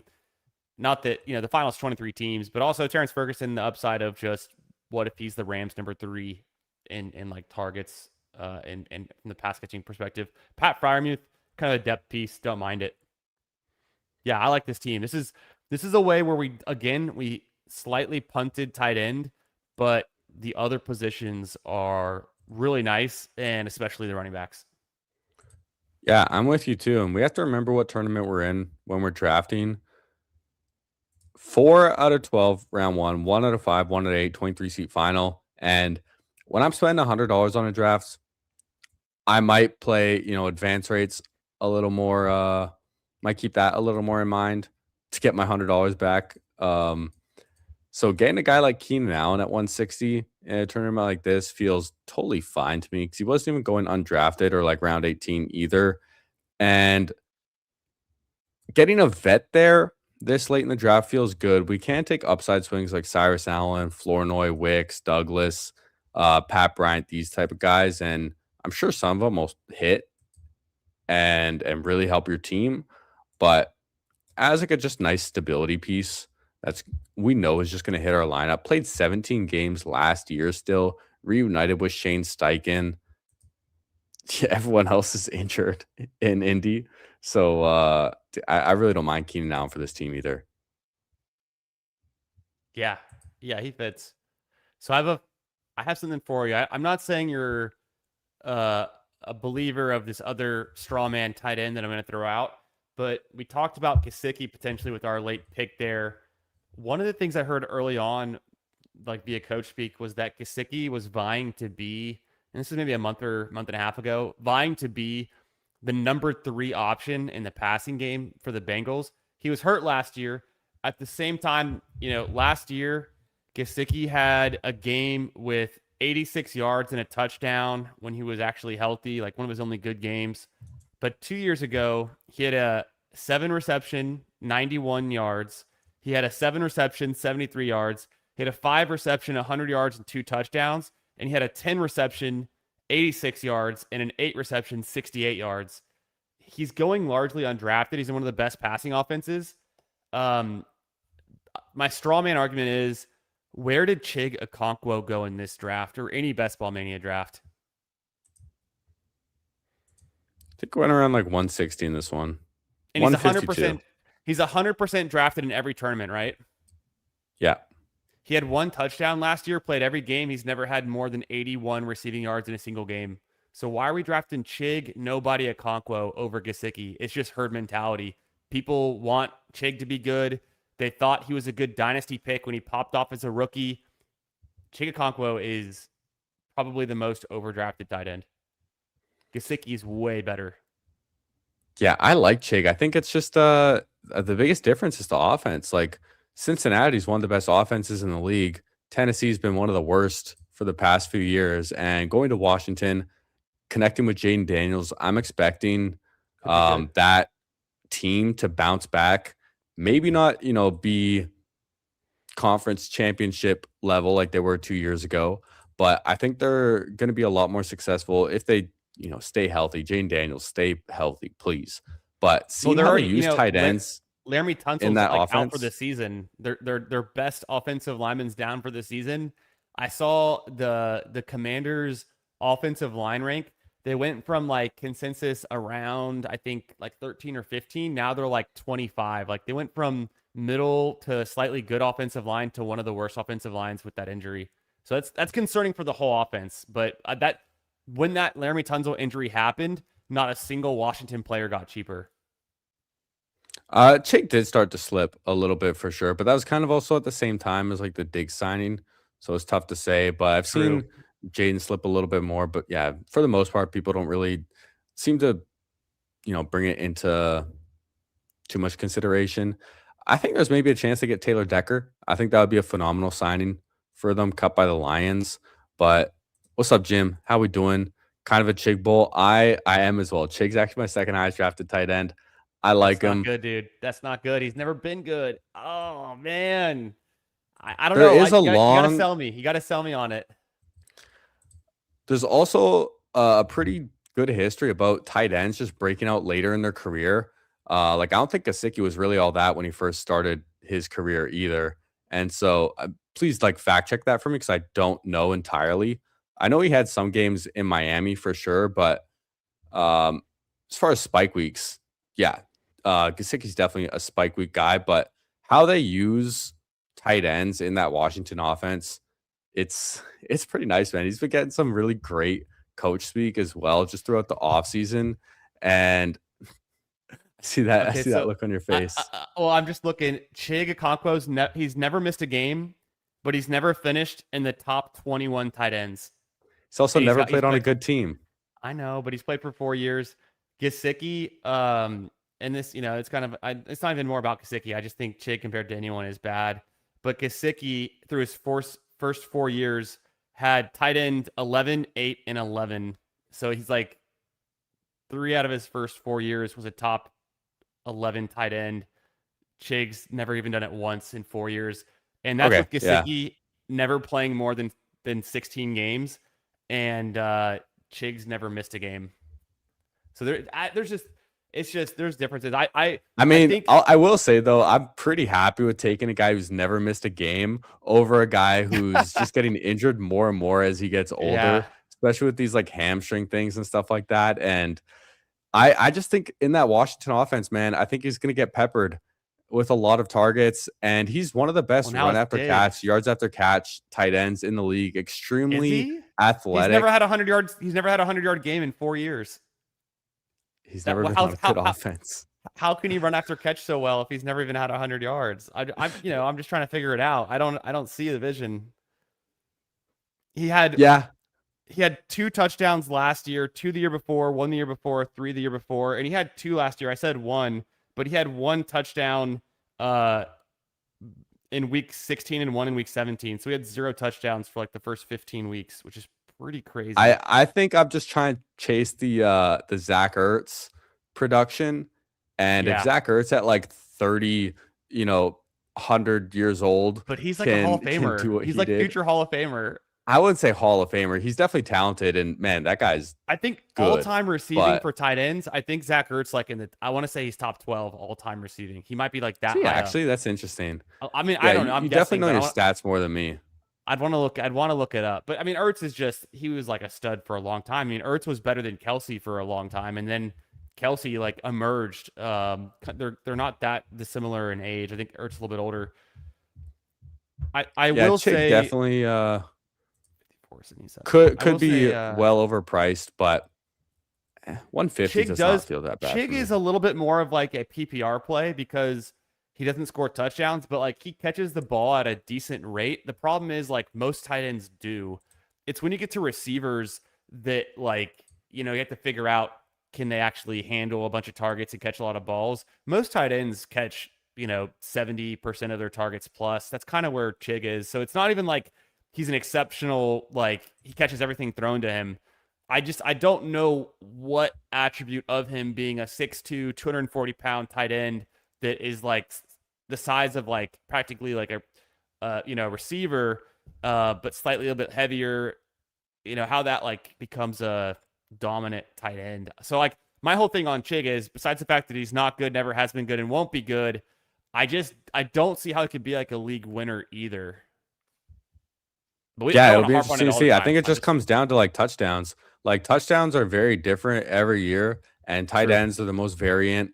Plus, that's what wins you. That's what spikes into your lineup is touchdowns, especially in half point PPR. Dallas Goedert didn't have more than, I believe, 3 touchdowns a season in his career until last year when he got 11. So there's many examples of tight ends going from nothing to having just like smash seasons for where they're being drafted. And I don't know, it kind of always feels like there's someone in this range, like last year, I think Goddard was going even like this late last year. Kyle Pitts, kind of. Chick just could just be that guy, Also love T Ferg as well. AJ Barnes, one of my dudes too. But I like the offense. I don't think there's a ton of target competition. He's athletic and at an age where he's still getting better and gotten good buzz. So that's what I'm leaning on. I look towards the future, not the past, Okay. I'm But not that convinced, was a but fun that's all right. little, yeah, no worries. Yeah, so that's a 101 Dalmatian. Now you have time for one more little draft. We can figure out what to Yeah. do. So, do you want me to load up a Dalmatian on mine, and we can keep it going on this stream, and just like we'll get our like 1-for-1 in like right now? Would you want to do that, or Hey, how are I'm you for it. feeling? Let's do it. You want to do that? Okay, let me load up my underdog super quick, and then pull it up. Yeah, I'm down for the back to back. Because I was gonna say, like, I don't want to do another BBM. I don't have too many. I know. Um, Yeah, I don't I'm blame really you. not interested in like the first quarter. I don't really care about No, that no, at no, all. no, no. And super flex field generals, like kind of whatever. Whack, whack. Superflex on best ball. Get out of here. It's it's it's kind of fun, in other formats, but for me, best ball is like the traditional BBM format. Slight variations are cool, but it's that's I'm not I'm not. I think the Eliminator is much more interesting because it's a whole different concept than doing something like a Superflex in this. Yeah, how many of those did you do? This year, I actually did 0 Eliminators. Can you Wow. believe it? Yeah. I had to figure out how I was going to do bankroll management, and I decided, instead of doing, well, here's the thing. I actually didn't decide I was going to do 0. It's kind of what happened to me last year. Last year I only did like 33 or 36 elims because it closed, but like really early. And so it closed early this year too. And so I just wasn't ready for it to close. And the reason I hadn't entered it is because I was trying to backweight it like I am with everything else. And then by the time it got here, I could see it closing, and it's like, well, I'm not going to jump in last minute because I can't get a lot of volume in. So I just became like a bankroll management, deciding what to enter, and then timing wasn't good. Yeah, that happens. I did end up maxing it, and I expected it fully to fill like exactly when it did. So Really? I was pacing it a little bit, and then picked up the pace closer to. So I didn't feel rushed at all getting my eliminators in. I joined 4 slows just because I wanted to have some teams alive like right now in case like there's injury news or someone signs, things like that, which I definitely think is a good move for a tournament that's already closed, especially one like the Eliminator that's early season. Um, Avi asked, "Can you show how to name your drafts?" It's really simple. Just go to your draft, click it, click edit the name. It's in one of the corners. But we're gonna be switching over to Candyman screen. He is in a 101 Dalmatian. If y'all want to join it, we are in the 101 Dalmatian. And I don't know, kind of hopefully we get a different pick than 9 or 10. Even though honestly, The one let's spot. get it. The teams were sick, so if we just get Yeah, no, another they're good they're team. good teams. Those are good teams. Let's see if I mean, and we got like the running backs we wanted to. It's kind of a similar approach both times. Let's see though, can we get the front part of the board and like do something different and still build like a sick team? I think we can. Yeah, man, it's fun. Just get more player takes. Yeah. Okay. Um, I'm trying to think. I almost wanted to bring up Romadunze, but I don't know if I want to do that because I feel like I don't want to kill the vibe after I am so out on Chigakonkwo. So I don't want to Hey, go dude, down there's the nothing wrong Romadunze. with disagreeing. Yeah, there's nothing No, wrong with no, no. disagreeing. Uh, Do you want me to share it with? So I found this about a month ago, and it scared me off Romadunze, and it's where I come up with like these Romadunze ideas, and like kind of why I'm playing the Bears a certain way. I'll find it real quick. I have to scroll through. I tweet too much for my own good because this is even finding this is going to be a slight challenge, but I think I can get to it. Oh, you know what it is? I shared it with I've shared it with someone in a text. I can find that faster. And I'll just kind of read it because it's really more about like the point of it. Let me pull it up on my phone. So I yeah, wanted no to ask you, problem. what's your like redraft status or like home league or redraft? Like we're getting into that part of the year. What do you have going on Yeah, in so those ways? I'm in 2 home leagues right now. One of them I've been in for maybe like 11 years now, 10, 11 years. Oh, nice. Some people that I like used to play football with. Okay, And sweet. the other one is a work league, and it's a 14 team actually. So they're actually very different, completely different structures and formats too. My first one is on ESPN. It's 10 team, uh 2 running back, 2 receiver, 2 flex, like deeper bench, half point PPR auction draft. Ooh, I So love that. That's for your work yeah, league? no, that's for my home league. Okay, okay. I was gonna say work leagues never do auctions. It's usually pretty straightforward. Yeah, That's sick though for your home league. that's the home league. The work league one honestly might be might be even more wild. It's 14 team on sleeper, and our commissioners got a little wild this year with some of these. He made it 1 running back, 2 receiver, 2 flex, 1 IDP, Oof. full point PPR, and he wanted to do something to like give extra boost to running backs, so he gave half a point per rushing first down, which I feel like gives a huge advantage to running backs. That's And crazy. I have pick 13 in that draft. That was hard to follow, but I'm starting to like good luck because I don't know how to game theory that with those different rules that are so unnatural, right? The points for first down, 1 RB, your pick 13, all the running backs are going to go before your pick. Like you'll probably be able to get like JSN at pick 13. We'll see. But that's the thing is it's a work league, so I don't think they're really gonna like game theory it too much or put that much like depth into it. But I'm What thinking what like, do app I is it just on? go ESPN? sleeper? Oh, it's on Sleeper. Sleeper has some of the worst ADP. Dude, the ADPs are really fucking weird too, because there's an IDP player in there too, so it just gets like all fucking crazy. Like Josh Allen's ADP is round 2 on that. But That's I'm gonna interesting. live stream them both. Okay, So nice. yeah, and it's funny because no one in either league knows that I do this. No one That's knows that I funny. have like a YouTube channel, stream, like do like underdog nothing. And Sure. so I'm gonna send them the link after and just get their reactions. It'll be so funny, dude. Be like, hey, That'll be great. I have a confession. And yeah, one of them is Sunday the 30th, I think, and then one of them is Tuesday the 1st or 2nd. Yeah, Tuesday Nice. the 1st, Sunday the 30th are my 2 home league drafts. How about you? Well, I was going to ask about the auction. You guys, Do you do it in person or do you do auction online? It's online. So you just like click to bid and then, that you use like one of those. What app do you use? Or Yeah, what website? it's ESPN. Oh, by the way, are you keeping track of how many people are in the Dalmatian? Yeah, Just we're so we still don't. waiting. Yes, sir. We're still waiting on five now. We're waiting on five.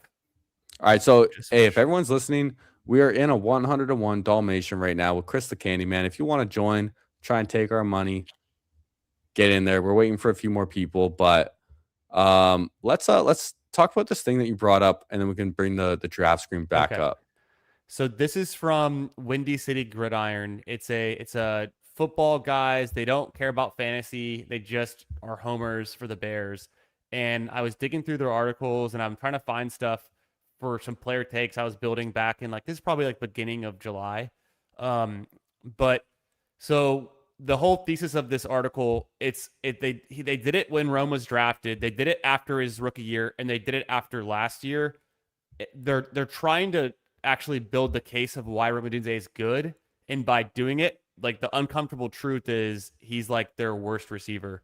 So let's start off. He's not been bad his first two seasons in Chicago, but he hasn't shown many signs of being the elite wide receiver one the Bears expect him to be when they spent the ninth overall pick on him in 2024. He saw his yards per game increase in 25 from 43 yards per game in 24 to 55, and his yards per catch also increased 13.615. He also doubled his touchdown output from 3 to 6. So it looks like something to build on, and they are. There's also some concerning numbers as well. His success rate did not improve at all and remained comfortably below 50% at 45.6. The most alarming number was that his catch rate dropped from a poor 53.5% in 24 to an even worse 48.9% in 2025. Odunze's success rate was 111th in the NFL. His catch rate was 190th out of 197 players. And he says that again. I underlined it. Caleb's passer rating when he targeted Odunze was 81.8, placing him 154th among those 197 players. For comparison, Colston Loveland passer rating was 121, Luther Burnham was 123, DJ Moore was 103, even Jade Walker was 127 in a small sample size, of course. So Rome Odunze's numbers improved last year. His efficiency is really bad, and he needs to improve significantly to kind of like take a step forward in those efficiency metrics because the volume's kind of there, and he's good in there. He actually has better target share in the red zone than he does everywhere else in the field. Still waiting on 4.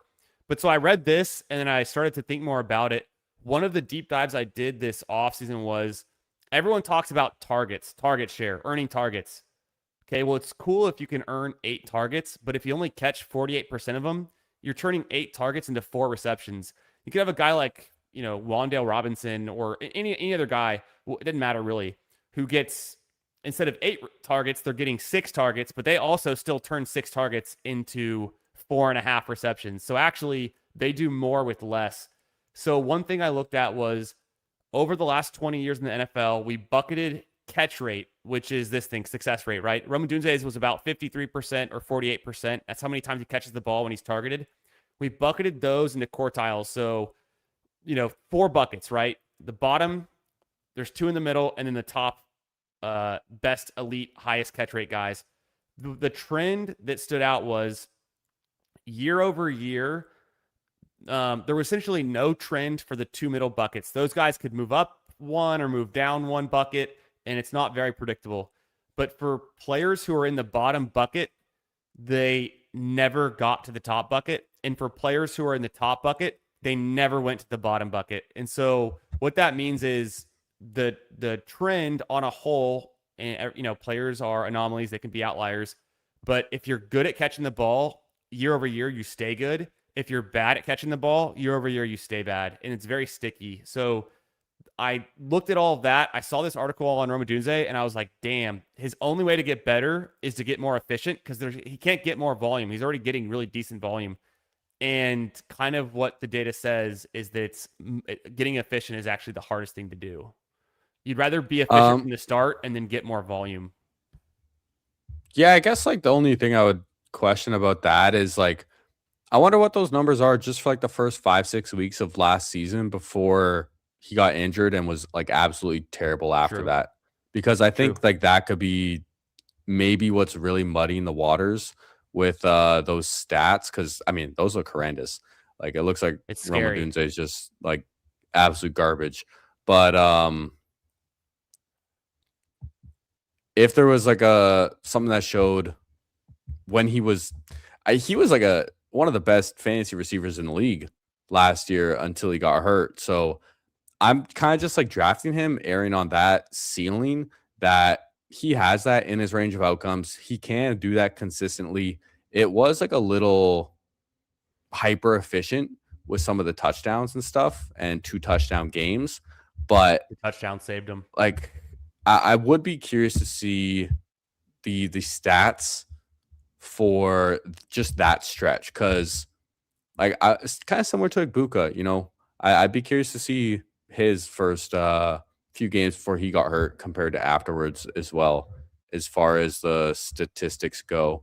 But for those listening, we are in a 101 Dalmatian lobby right now on Chris the Candyman's channel. We just did one or account. We just did one on Are we live? my account. So yeah, we are doing one over on his right now. High stakes Thursday night draft, man. Real exciting. And let's say what's up to the chat for a minute while we wait. It's always tougher to get to the chat when we have a guest on because you know we're just letting Chris go, man. We're winding him up with the player takes, with all the statistics, and just letting him talk. This is what happens shit. when it's late August. I'm sorry. I have too much going on up here. We've been drafting teams for like 8 months, you know, at this point. Like I can't help it. No, it's not a bad thing, man. It's good to hear. I'm always interested to hear other people's opinions, especially from fellow sharp people and who have like different opinions and takes and processes than me. Because you're much more like stats based analytics. I'm much more like vibes and you know, everything like that. But so you know, find a nice common ground and draft great teams too. But I want to say what's up to the chat. We got Charles asking, gut feeling, not fandom. Will the Lions win their division? I say yes. First thing is the schedule. They have like one of the easiest schedules in the league this year. I don't really believe in the Packers and their defense. Micah Parsons going to take at least 6 to 8 weeks to come back from his ACL, and who knows what he looks like after that. The Bears, they're going to have a really tough schedule, and the Vikings, I don't really believe they have the roster for it this year unless Kyler all the way puts it together. But the one thing that would hold the Lions back in that division is their defense, which I expect to be horrendous. The secondary is so damn bad. And that's even more bullish for the offensive pieces in fantasy, being in a lot of shootouts too, a lot of dome games. So I like the Lions, man. I think they're going to be really hungry after missing out on the playoffs, being 4th place in their division. Dan Campbell is not going to let that happen again. And we're waiting for one more in the Dalmatian, by the way. There it is. So there we go. Fulfilled. Let's go. And yeah, we got Disbanded Brotherhood in here with the period. Dr. Evil was a fun draft. And we did draft well. So you stay on the next one. Don't mind. No Cat Mac. How we doing? Bro, we got the one How spot. we doing? We put it out there. We manifested the one spot. So obviously we're going Bijan, right? Please. Please. Oh, thank goodness. I had flashbacks to the Park of Washington, just thinking like, please don't make me argue this. Please don't, because it's tough, man. Because there really is some people that I've drafted with, you know, like the person you drafted with last night, who is firmly Bijan over Gibbs, and I can't. The person who should not be named. I will not name those who draft Bijan over Gibbs. Okay. There's a few of them, man. That's cool with me. But go ahead. I was just gonna say you're a Gibbs guy.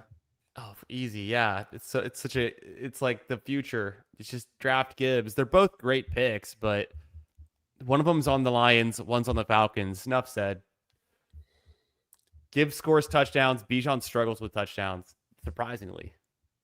Yeah, and Stribling's going to the moon. What's up, Hawk Smash? Potatoes.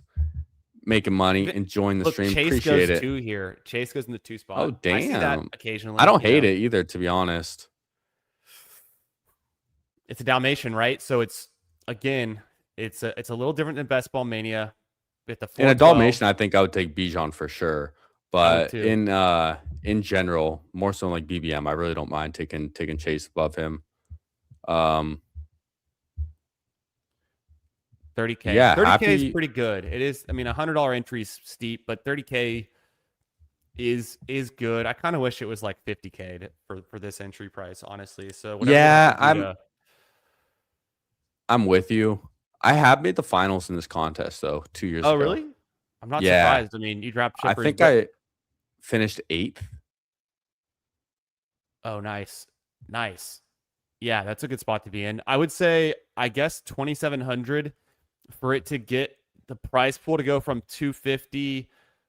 It would need to get to 500,000 for them to put 50,000 for first, approximately. It could be 400,000, but so they just need to double it. So it would need to be like 5,400 people, which I'd probably still be cool with because that's literally just making the advance either 2 out of 12 or then like a 46-person final, I which mean, 46 would be fine too.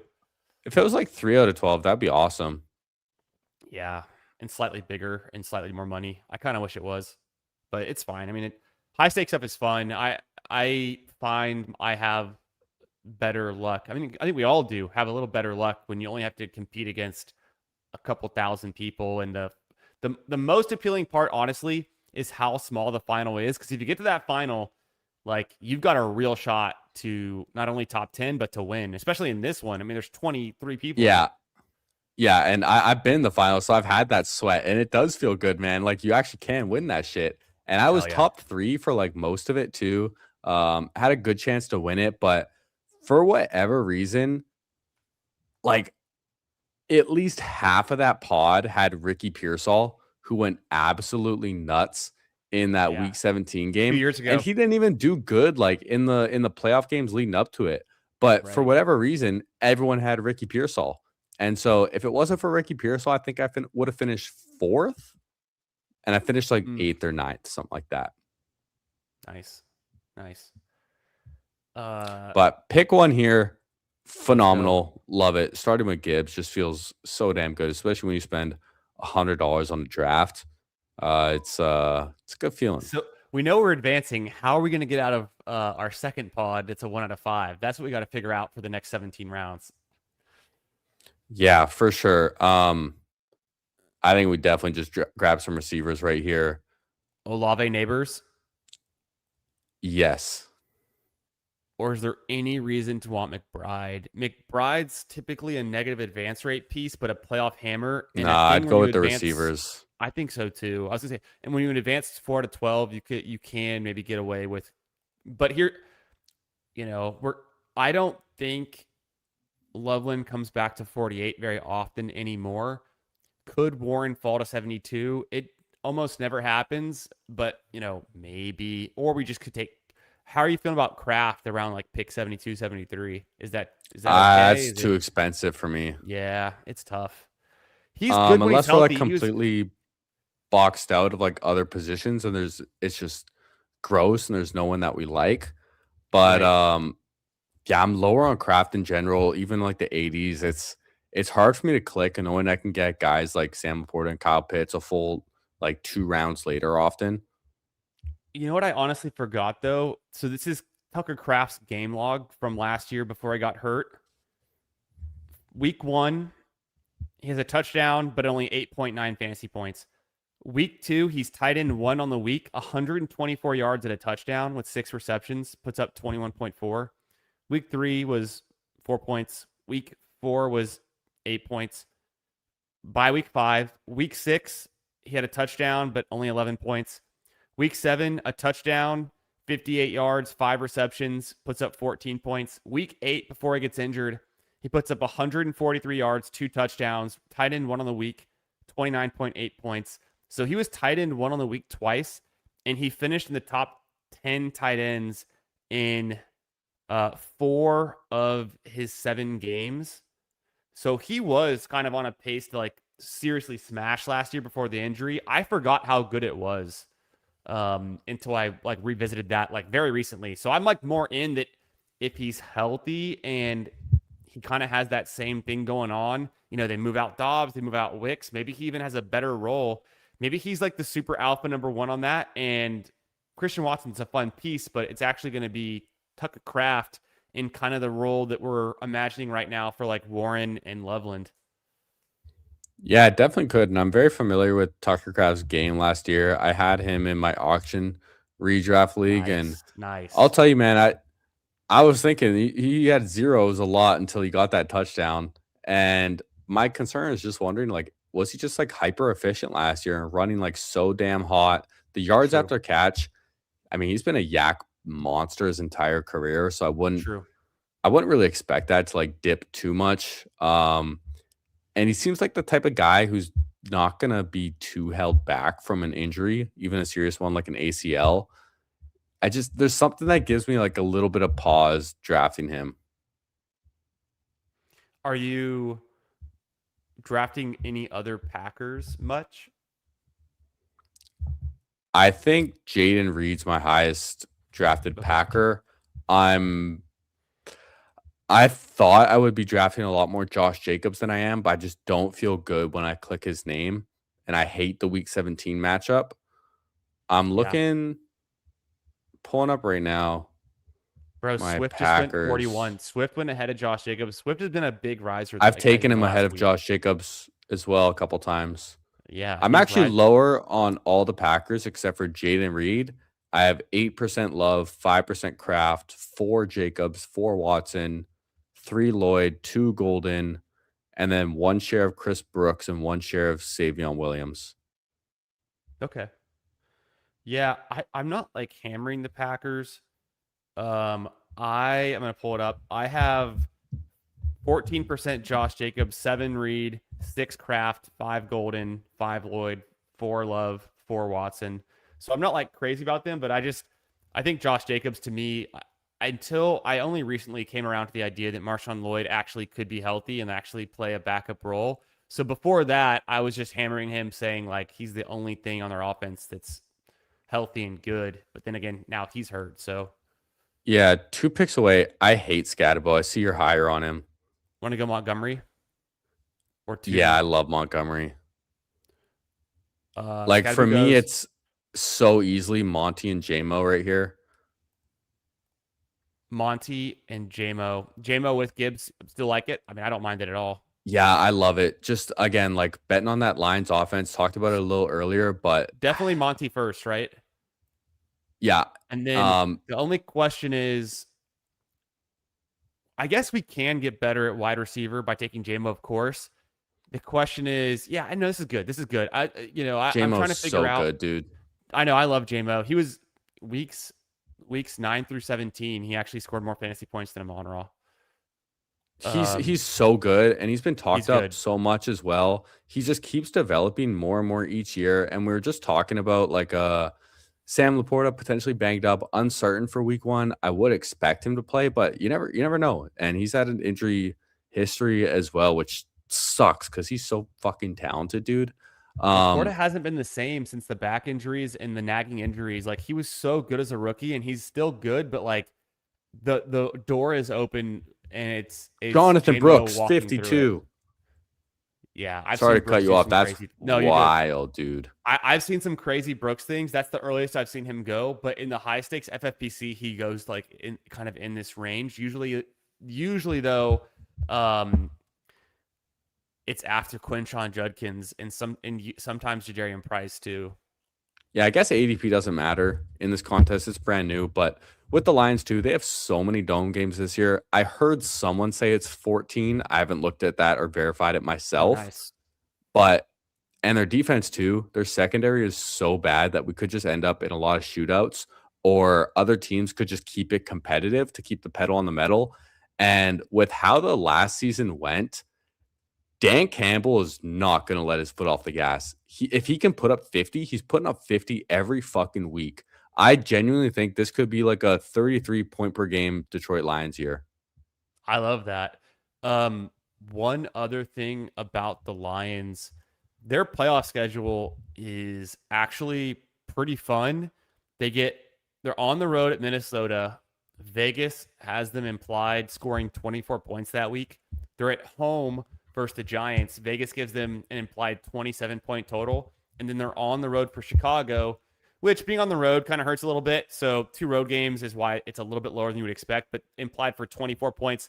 So the average of their playoff matchups is 25 team points per game, which is 84th percentile among all teams. And I mean, 25, they're one of the higher ones. Like the highest is tied between Buffalo at 26.3 and the Rams at 26.3, but the Lions are at 25. They're like less than a point and a half, half a field goal difference. So Yeah, I like that. that Vikings matchup gives me a little hesitation just because the Vikings defense knows how to play the Lions. What happened And last like year? week 17 last year, I have a little PTSD from that. It was not good, man. Christmas morning, it was not not enjoyable to Well, watch. The Texans last year, Christmas morning too, or was it the Christmas Eve? Yeah. That was like the worst game Yeah. against the Ravens. But that Chicago game, week 17, man. One thing that Vegas doesn't imply is Ben Johnson versus Dan Campbell, and those motherfuckers are going at it, dude. Damn, Warren goes. Kraft Kraft goes goes too. too. Wow. Daniels is there. It is an idea. I like the idea of Metcalf, double tapping quarterback right here, double or tapping getting like quarterback. You Rico. could. I'm not opposed to just double tapping quarterback because this feels really flat. I love Jaden though. I would. Yeah, I think I didn't realize we're on the clock. Let's go Jaden, and then I was thinking Rico because I Yeah, just I'm don't want cool to with fall it. behind at running back, and I like what I'm hearing with Rico. Like I love he's just Rico. good, and he's I back love with Mike Rico. McCarthy. He's just good. Yeah. I've been taking Rico over Tony Pollard for a while now. It sounds like people are starting to catch up to that. Oh If yeah, I'm got to if do I'm it. in one draft ever, I'm taking him over Jalen Warren Yeah, just Jalen Warren because disappoints me. he's shown a truly elite like fantasy ceiling, Mm-hmm. and he can do that with Warren still there. If Warren goes down, this might sound crazy. Dowdle's a round 2 running back I in know Pittsburgh.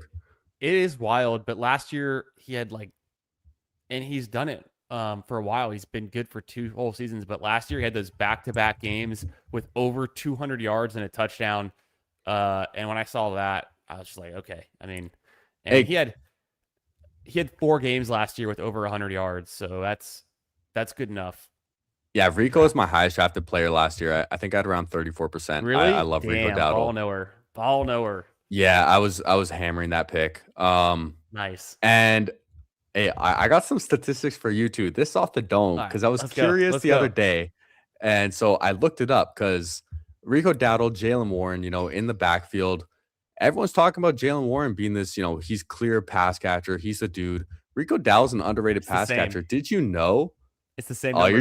you already know. Yeah, the last 2 years Yeah. actually, they have the same number of receptions. I believe it's 78 combined for both of them. Yep. Jalen Warren has more yards. Rico Dowdle has more touchdowns, but dude, they are like pretty identical pass catchers. Shout out to my quant, Sharpman, aka Hartman Fantasy Football.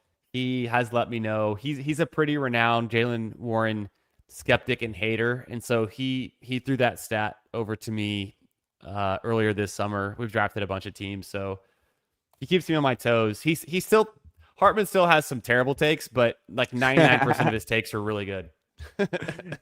Yeah, I like Hartman, man. It's fun drafting with him too. Also a Lions fan. Always, Yes. always great. Yeah. And yo, shout out Dr. Evil. Hopped in the next Dalmatian and got the 101 as well. Let's Perfect. I go. love that. Hopefully you're doing it. And he was at that game as a Oh, Vikings fan, but rooting for Gibbs because you had a shot at the FFPC main event. That's so conflicting, man.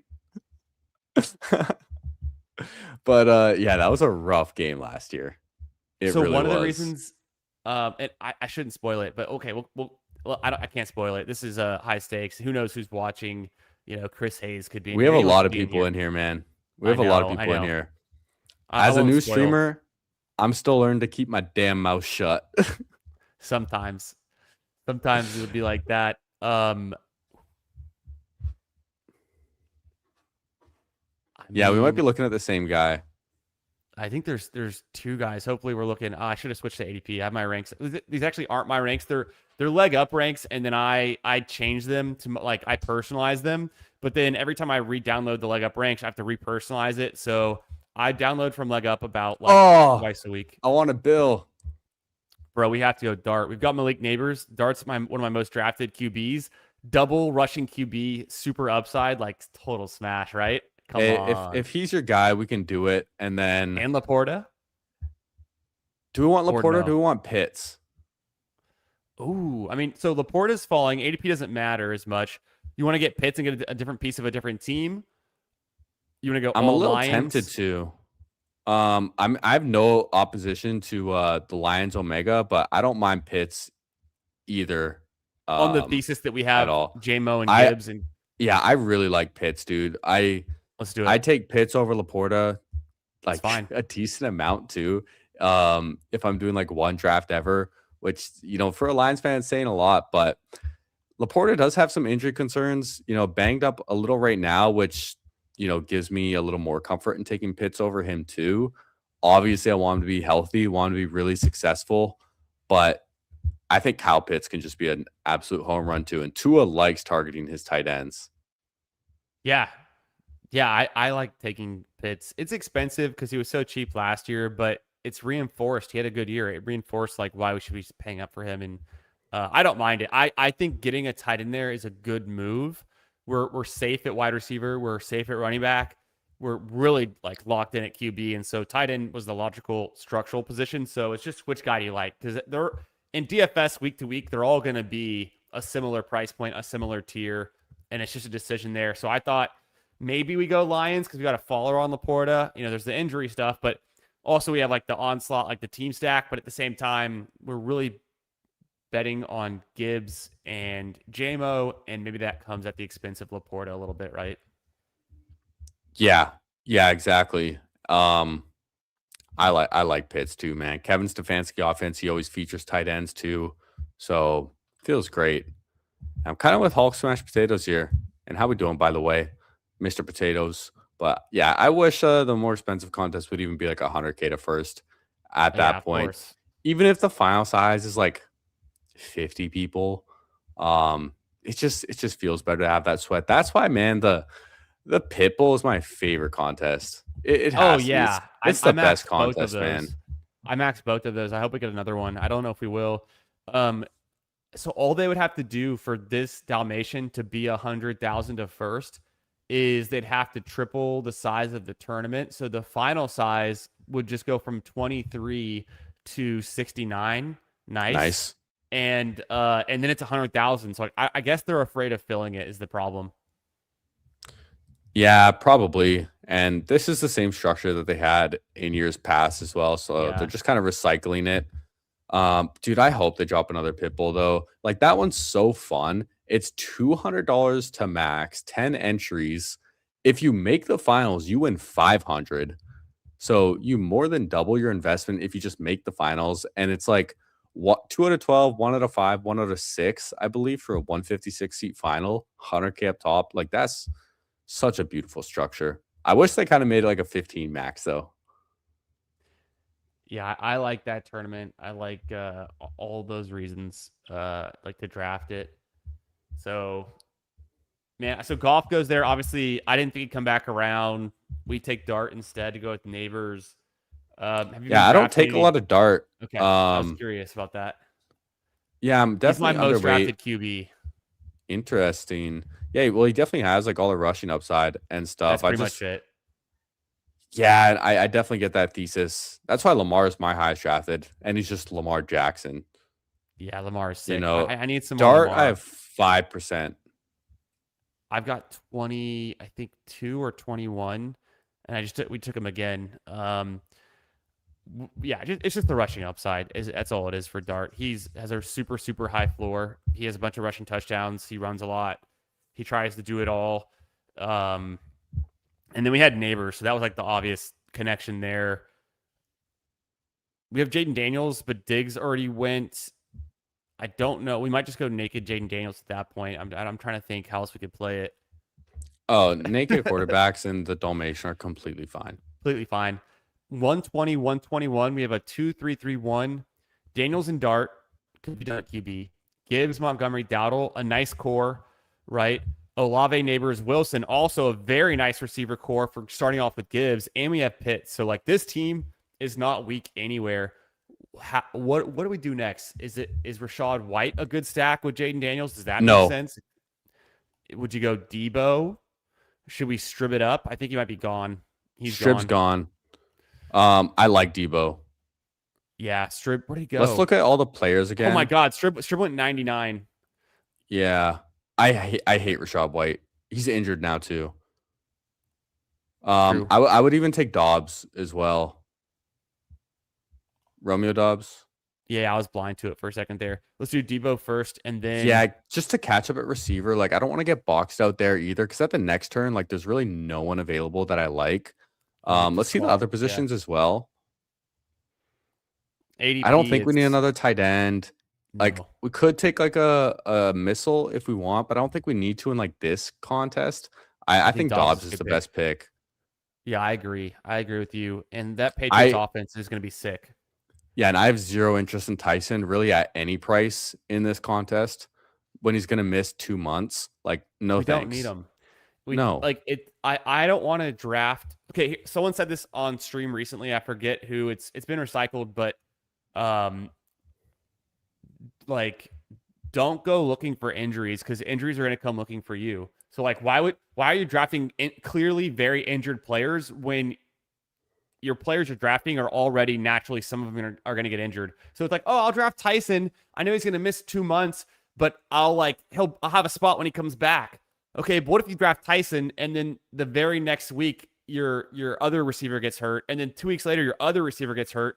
Now you have where Tyson would have been that depth piece to fill in for those guys. He's not even there to do it. So your team's just dead because you're taking like zeros. Like that can easily happen.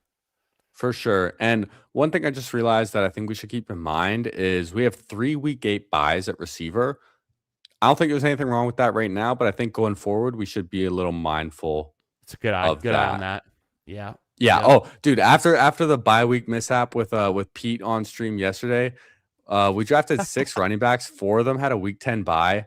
I realized 10. Like after, but dude, not trying to blame, but I put that on the host. That's on the host. They're on the sticks. Okay. If they just bring up the draft board right after we make the pick, I can't see it. Okay. You know, I was making picks based off memory anyways, because I had like 2 seconds to look at the available players before saying someone. It's tough. It is tough, man. It's dude. And you don't want to step on it. If he's talking, you don't want to step on what he's saying. You're trying to wait until he pauses to make it. It's a tough line. Well, yeah, because I don't know him like that yet, right? Like I don't know his cadences and everything like that, or the flow either. So yeah, it's kind of figure out as we go. And I don't want to be a rude guest as well. Not that comfortable with Pete yet, Maybe one day. Maybe one day I can bully him a little bit. Yeah. For sure. I think one of the fun things about like the best ball space is how collaborative everyone is and how pretty much chill everyone is. I noticed this. I was saying this to some of the Dynasty guys at the Flock meetup last weekend. The Dynasty guys don't collab that much. The best ball guys are constantly collabing, having people on, drafting together. All of the Dynasty guys just kind of like sit in their basement and like talk Dynasty alone, and like they don't co-host drafts that often. Some do, but it's like nowhere near as much as we do in best ball. So I was kind of telling some of the guys there, I was like, you guys should do that a little bit more. It's super fun. It keeps it fresh. You're not just recycling your takes and beating your audience over the head again and again with your takes. Like, bring someone in, have some disagreements, talk about players and stuff, and get different on some teams. Yeah, I completely agree. I didn't know you went to that meetup. How was it? Bro, it was sick. I went to the draft. Mr. Flock? Yeah. So I know Mason. I live in Austin. Sal and Mason both live in Austin. I connected with them at the ship chasing meetup, and then Mason was telling me, he's like, dude, you got to come to the draft. It's gonna be sick. I was like, sure, I'll be there. So I went to the draft on Saturday. The video comes out tomorrow, dude. It was insane. But they had like the highest level of production. Let's make these picks. I can go Yeah, I on was and gonna on, but say. it was super impressive. Ooh, Jonah Coleman's been kind of a riser. Any interest? Oh, I hate him. Bro, he's getting good vibes. A top offensive What's the line. The difference between Broncos. Jonah Coleman and Sean Tucker? That's a good question. That's a good Like question. I'm I don't know. Tajay Spears over Sean Tucker or Jonah Coleman so easily. Okay, let's just do Spears first or Bigsby. Bigsby. Bigsby's fine. I don't think it's Yeah, too early. We're on the turn. I don't the Jonah Coleman one I just have a hard time understanding. Okay. We could take, Okay. smooth out your exposures, get Chig with Jaden. Jacoby Lane. If you want to, it sounds like you really want Jacoby Lane tonight, so we can get him on a team for sure. Oh yeah. I like the hype. I did see a video today. It was Jacoby Lane doing rookie karaoke for the Ravens locker room. Did you see that? I did not. I saw them on a roller coaster though. Really? I didn't see that. Yeah, I saw like Lamar, Zay, and Jacoby. It was those three. So I'm like, oh, Bateman's not there? Huh. Surratt's not there? Huh. Lane's the Maybe they're guy. just in the further back in the roller coaster. I don't know. But hey, a little bullish. Dude, Lamar loves Jacoby Lane. Everything I've seen. So the video from the locker room, it's from Lamar's phone. Lamar is recording Jacoby Lane doing the rookie karaoke. He's doing Kodak Black Skrilla. And like Kodak Black is like personal friends with Lamar Jackson. So Jacoby Lane's leaning into it. Like this guy is trying to get connected with his QB. I like that. That's pretty bullish. Smart. Yeah, for sure. And I mean, we're both sounds like fading Mark Andrews. So I am now. I didn't know I was, but now touchdowns. I am. Yeah, I didn't realize that I was going to. So, anyways, so the flock draft. I show up. It was filmed at an auditorium, like a theater. They had, I think, 10 camera guys, 5 sound guys, 3 or 4 lighting guys, a bunch of assistants everywhere, full on catering, and it was an insane setup. You'll see it. They kind of spoiled it a little bit with some pictures. The setup, some pictures and like the draft and stuff. If you follow them on like socials or YouTube, but their setup for the draft, it looks like any podcast you've ever watched that's like $1 million podcast that is like extremely like well produced. They have the cameras, they have the lighting, they have the setup with the carpet and the tables and the new furniture and like the fake plants and everything. When this video comes out tomorrow, like it's gonna go so hard. I watched the draft live. It was like 5 hours long. There were some really funny moments. There's some like good picks. There's some really terrible picks. Jinxie was there the entire time. Like he's kind of a like low key ball knower. He was making some good picks. Davis Maddock was like his like drafter for him, but it was kind of eye opening to me. I was like, whoa, this thing is way more produced than I was expecting because they've gotten iteratively better filming their draft and producing it over the years. But when I walked into it, I was like, holy smokes. I did not know I was walking onto like a movie set. It's literally a movie set. Yeah, dude, Mason's such a stud. I got so much respect for that guy. Just to think he's the same age as me too, and he's doing all that. Like, dude's a fucking machine, man. And machine. I'm so proud. And I got the screenshot too. He hopped in my chat one night too, like a couple months ago. So hell yeah. Yeah, yeah, it's dope. And we got Nez in here too. Amazing alpha right there. I don't know if you're talking about Mason or talking about my co-host Candyman, because I mean Candyman's a big alpha too. You know, dude, Nez is a big alpha. We got it. Nez alpha as well. Nez was we had some good times at the ship chasing me. I'm glad that he got to swing by. He's another Texas guy, so he's not in Austin, but he's close enough. Bro, we got to get you at one of these meetups. I mean, like you'd be surprised. They're like between it was me, Nez, Jacob Sanderson's like also a huge guy. Like we've got some big best ball bros. Yeah, I got some Margaret. Hey, Pete was talking about doing it in Vancouver next year, which is where I live. He did say that. Yeah. Y'all know I'll be there, man. We're back on the clock. 168, 169, 14, 15. We need tight end too. I love Barner. Yes. Let's Yep. look at running backs and receivers now. Pat Bryant's an interesting name. Let's look at running Caleb. backs. Let's look at running backs. We're at Oh, gross. 169. Yeah. I think at this point we just push to the next turn and Dude, get Mike two Washington's guys. They're had not some all good different. runs. Have you seen these Mike Washington runs in the preseason? They're kind of intriguing. You want to take him? I think I I would don't lean know. towards a Pat Bryant though, and just get a receiver because we have some issues at bye weeks as Pat well. Bryant or Cyrus Allen or Douglas? I think I Pat would go Bryant. Patty B on this one. I'm cool with that. And as long as he's not a week 8, I was keeping an eye on that too. We do have double week 11 tight ends, which is kind of a thing, but we can easily get one more, right? Because we probably stop at 5 running backs. It could be like a Yeah. 2-5-8-3. Yeah. So Yeah, I one think thing so. that keeps me coming back, and I don't think he'll be there anymore, to Dylan Sampson is that he just catches balls. Like he's catching balls. I know he's on a bad team, but he's a second-year running back, and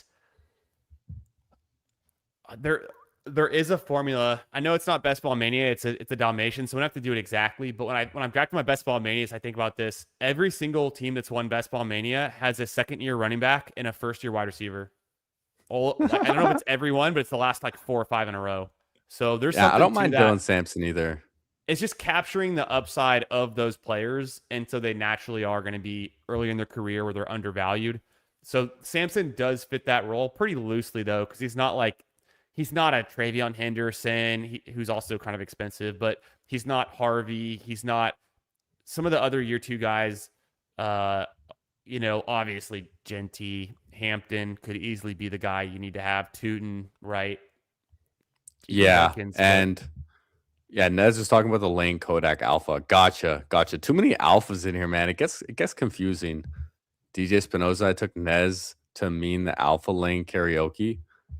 Y'all did karaoke together or something? That's yeah, kind of we fun. just Dude, I want to do karaoke in Japan so bad. I oh, got that'd be to. sick. That'd be sick. We I went won't to know what a anyone's karaoke saying, bar but yeah, dude, I'll get Saturday up there, night. sing like Sweet Caroline or some shit, you know? Hell yeah, you know it. That's the way they would love that international too. They'd be like, everyone knows Sweet Caroline. Even in Japan, they would know it. If you're at, like a sports Oh, bar, sports karaoke or oh something, who yeah. knows? Yeah, just pick the most like well-known basic white Mac guy song Nova, and Mac Nova in the chat. Another alpha. Mac Nova was at Ship Chasing Meetup. We were there Saturday night. We're at a karaoke bar in the basement of like a big office building. And as soon as it was like Third Eye Blind was coming on, we had some System of a Down. We did some. I don't know if we got Blink 182, but we got. It was just a bunch of early 2000s like rock and alternative, and the whole like our group was we weren't singing it on the stage, we were just like singing in the crowd, like all just kind of hanging out in our little group. It was fun. yeah, dude, that's a good time. That's a good time for sure. Um, do you want to take a look at available players? We have 100%. 3 more picks left. So no week 8 wide receivers, although at this point we're okay, but no week 11 tight ends. So we could do Otten, we could do Sicky, although it doesn't really get us there. Do you want to look at running backs too? Yeah, running backs, we can pretty much take anyone we want.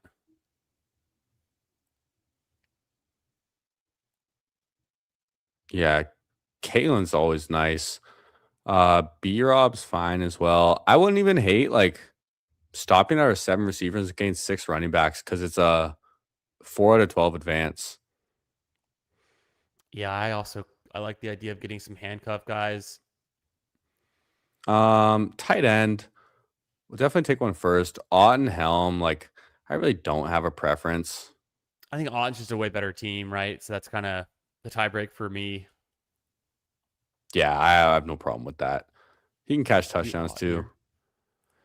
Do Otten And black. then yeah, I'm with it. And I think I would stop at 7 receivers and go with a 6th running back on this team. And We can for sure. I might have a guy in mind.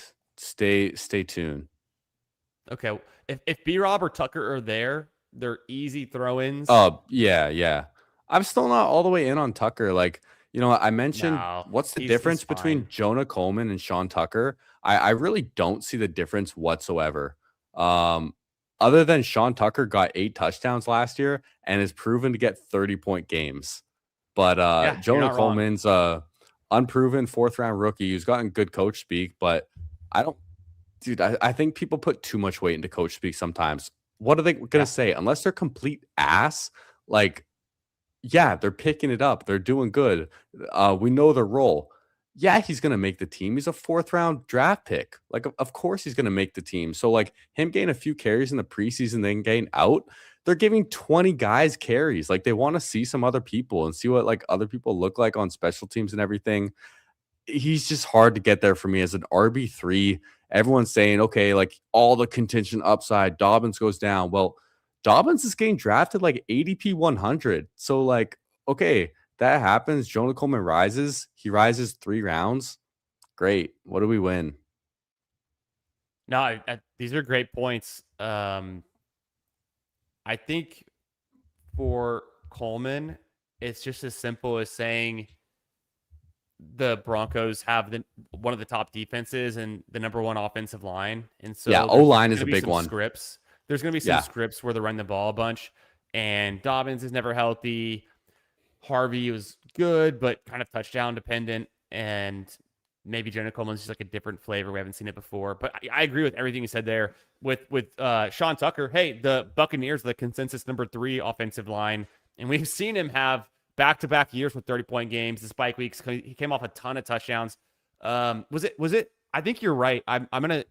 Sean Tucker had 7 rushing touchdowns, 1 receiving. You know who else had 7 rushing touchdowns last season?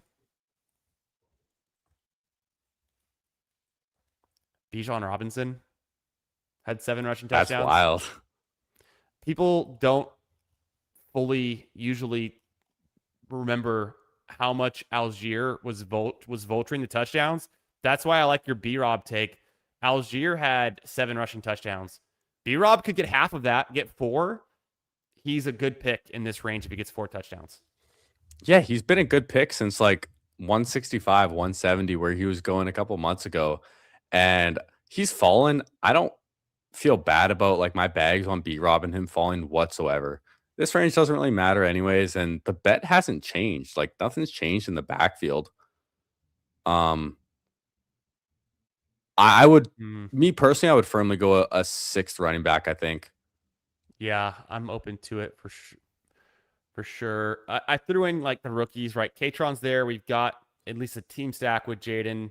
Could be some synergy. Singleton, somewhat of a caliber rookie, but we could always throw in Justice Hill. He's certainly the RB2. It's a guaranteed fact.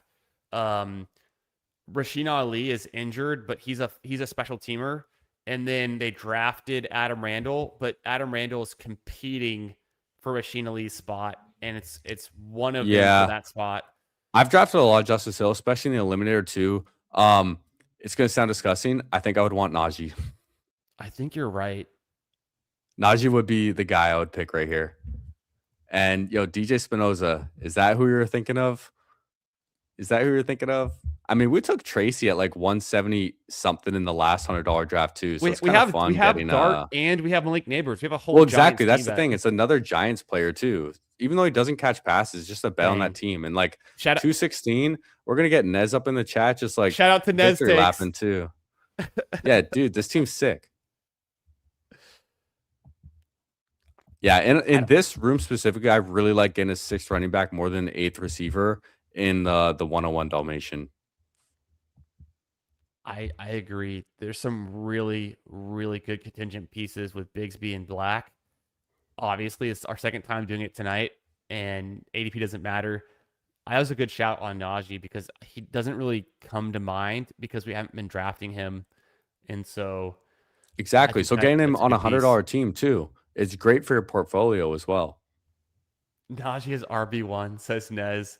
Yeah, what if? I mean, Dude, it's not game, impossible. right? That's the thing. Like it's really not impossible for that to happen. If Cam Scatterbo like earns himself in the doghouse or gets like banged up again, Tracy has I was getting traded. Najee wasn't that bad, dude. And he got injured like week 2 or week 3 last year. Coming off an Achilles isn't great, but he wasn't explosive to begin with. And that's a lot more time to recover than everyone else who got injured. No doubt. Um, so we did a best ball mania. We did 2 Dalmatians, which will be pretty sick when we have split teams that both make the final, and then we're just competing with each other. But also we have our own teams on different accounts, so that'll be pretty fun when we are 2 of the 23 teams in this Dalmatian just from this draft tonight. Are you planning Can you on imagine, doing? dude?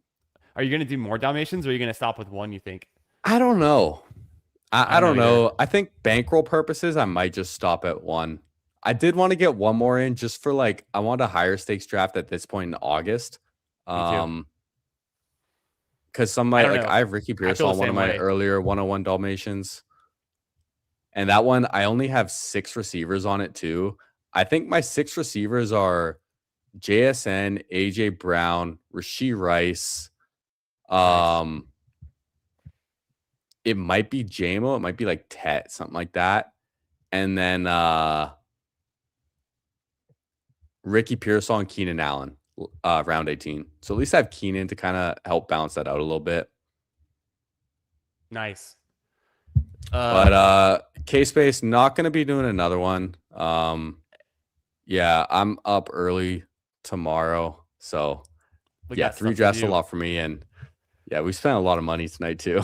We crushed it. Yeah. Well, it's August. This is the best time of year. I had to. I was like, if I get the draft with Jiri, I want to put some skin in the game because this guy's a ball knower. He's a roster construction expert. He's been drafted all summer, and I have never drafted a team with you in our collab so far that I ever had any doubts about. Like every single time, shippers. I don't know what it is. It's magic in the air. Dude, I can't wait to victory lap Kalen Black come like January after the Yeah, season's over and you're everyone onto wins something. money You're onto because something. I made everyone take him that I've drafted with. I'm like, get a share. Him and Parker Washington. So those are kind of like I think my guys like officially this year are P Wash and Kalen Black. They have been so since pre-draft as well. So yeah. I like them, man. They're feeling good. They're getting more and more buzz as the offseason goes on too. But what do you say we recap this team and Yep, then say goodbye to the people? for sure. I'll do a quick rundown. We got Jaden Daniels, Jackson Dart. I mean, that's super, super good QBs. Running back, Gibbs, Montgomery, Dowdle. We continue to go with like 3 strong guys and then 3 contingent or late round guys. So this room feels really nice. And then also, obviously, we had Gibbs. So it's just the running back room is always going to be money. For having Gibbs, I do think we crushed it receiver.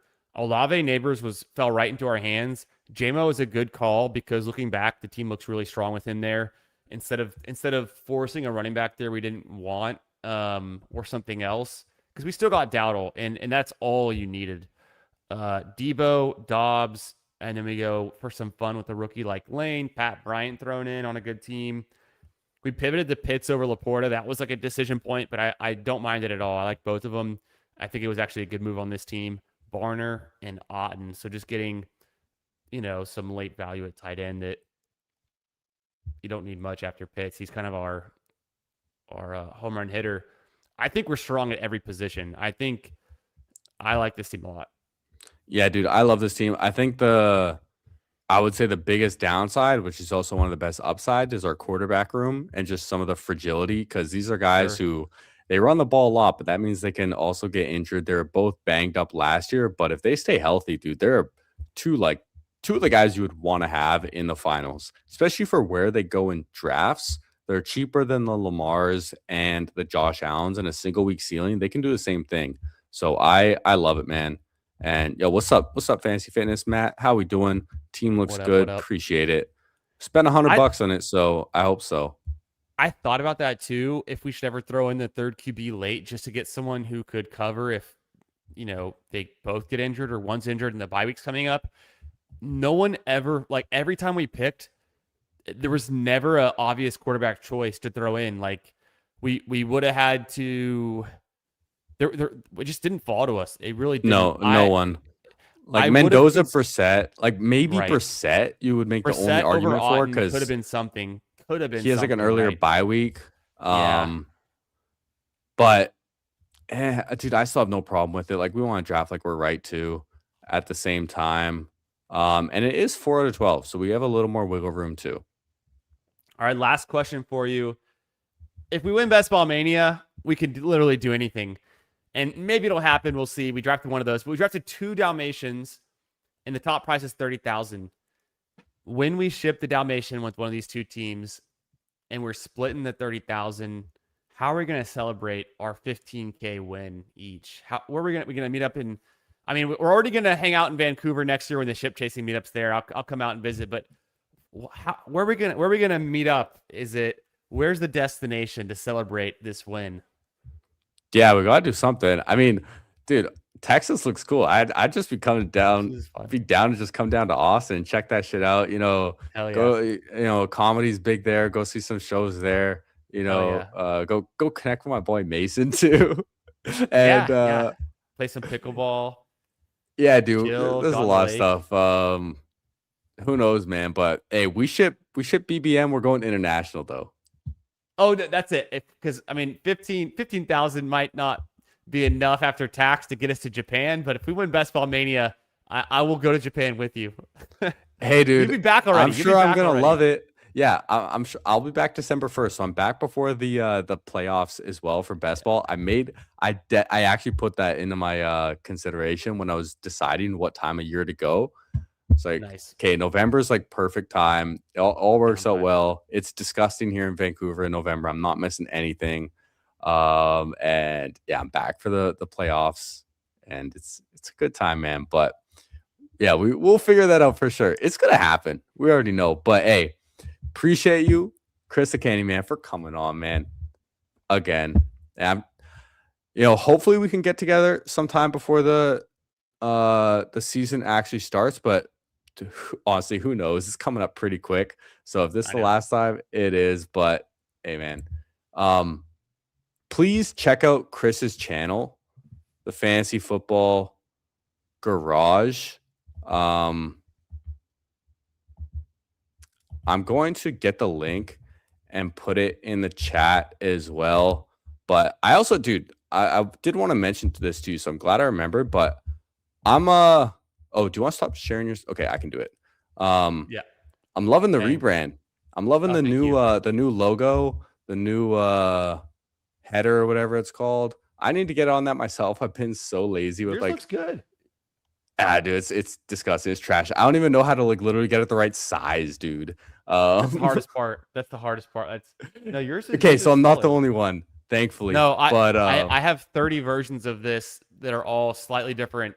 Like, oh, now I cut off the word or this or that. Like, this was a template from Canva, and it still is hard to get in there. But no, I appreciate the shout out on the rebrand. I've been feeling kind of inspired this year. Last year was just about grinding out content. This year, I'm trying to figure out how to not just grind it out because I just don't have the bandwidth to grind it as much as I'd love to. So I'm trying to just up the quality as much as I can, whether it's slight changes to, whatever. But anytime I can get inspired and want to revamp a little bit, that's kind of where I'm trying to get better at. Well, yeah, that's where I'm at too, because like this is my first year doing this, right? And so I'm not giving a fuck at all about the cosmetics. If you haven't noticed, I still have the OG black background on StreamYard. I haven't even like put a different color there. I'm putting all my like time, energy, thoughts into just like trying to get better at streaming, being a better host, talking to the chat, connecting with them more, and not all this shit. So when I'm in the off season after like drafting is done and before next year starts, I'll definitely be working on that stuff, revamp it, get some of cosmetics going. But yeah, we're just getting better at our craft in the meantime, 100%.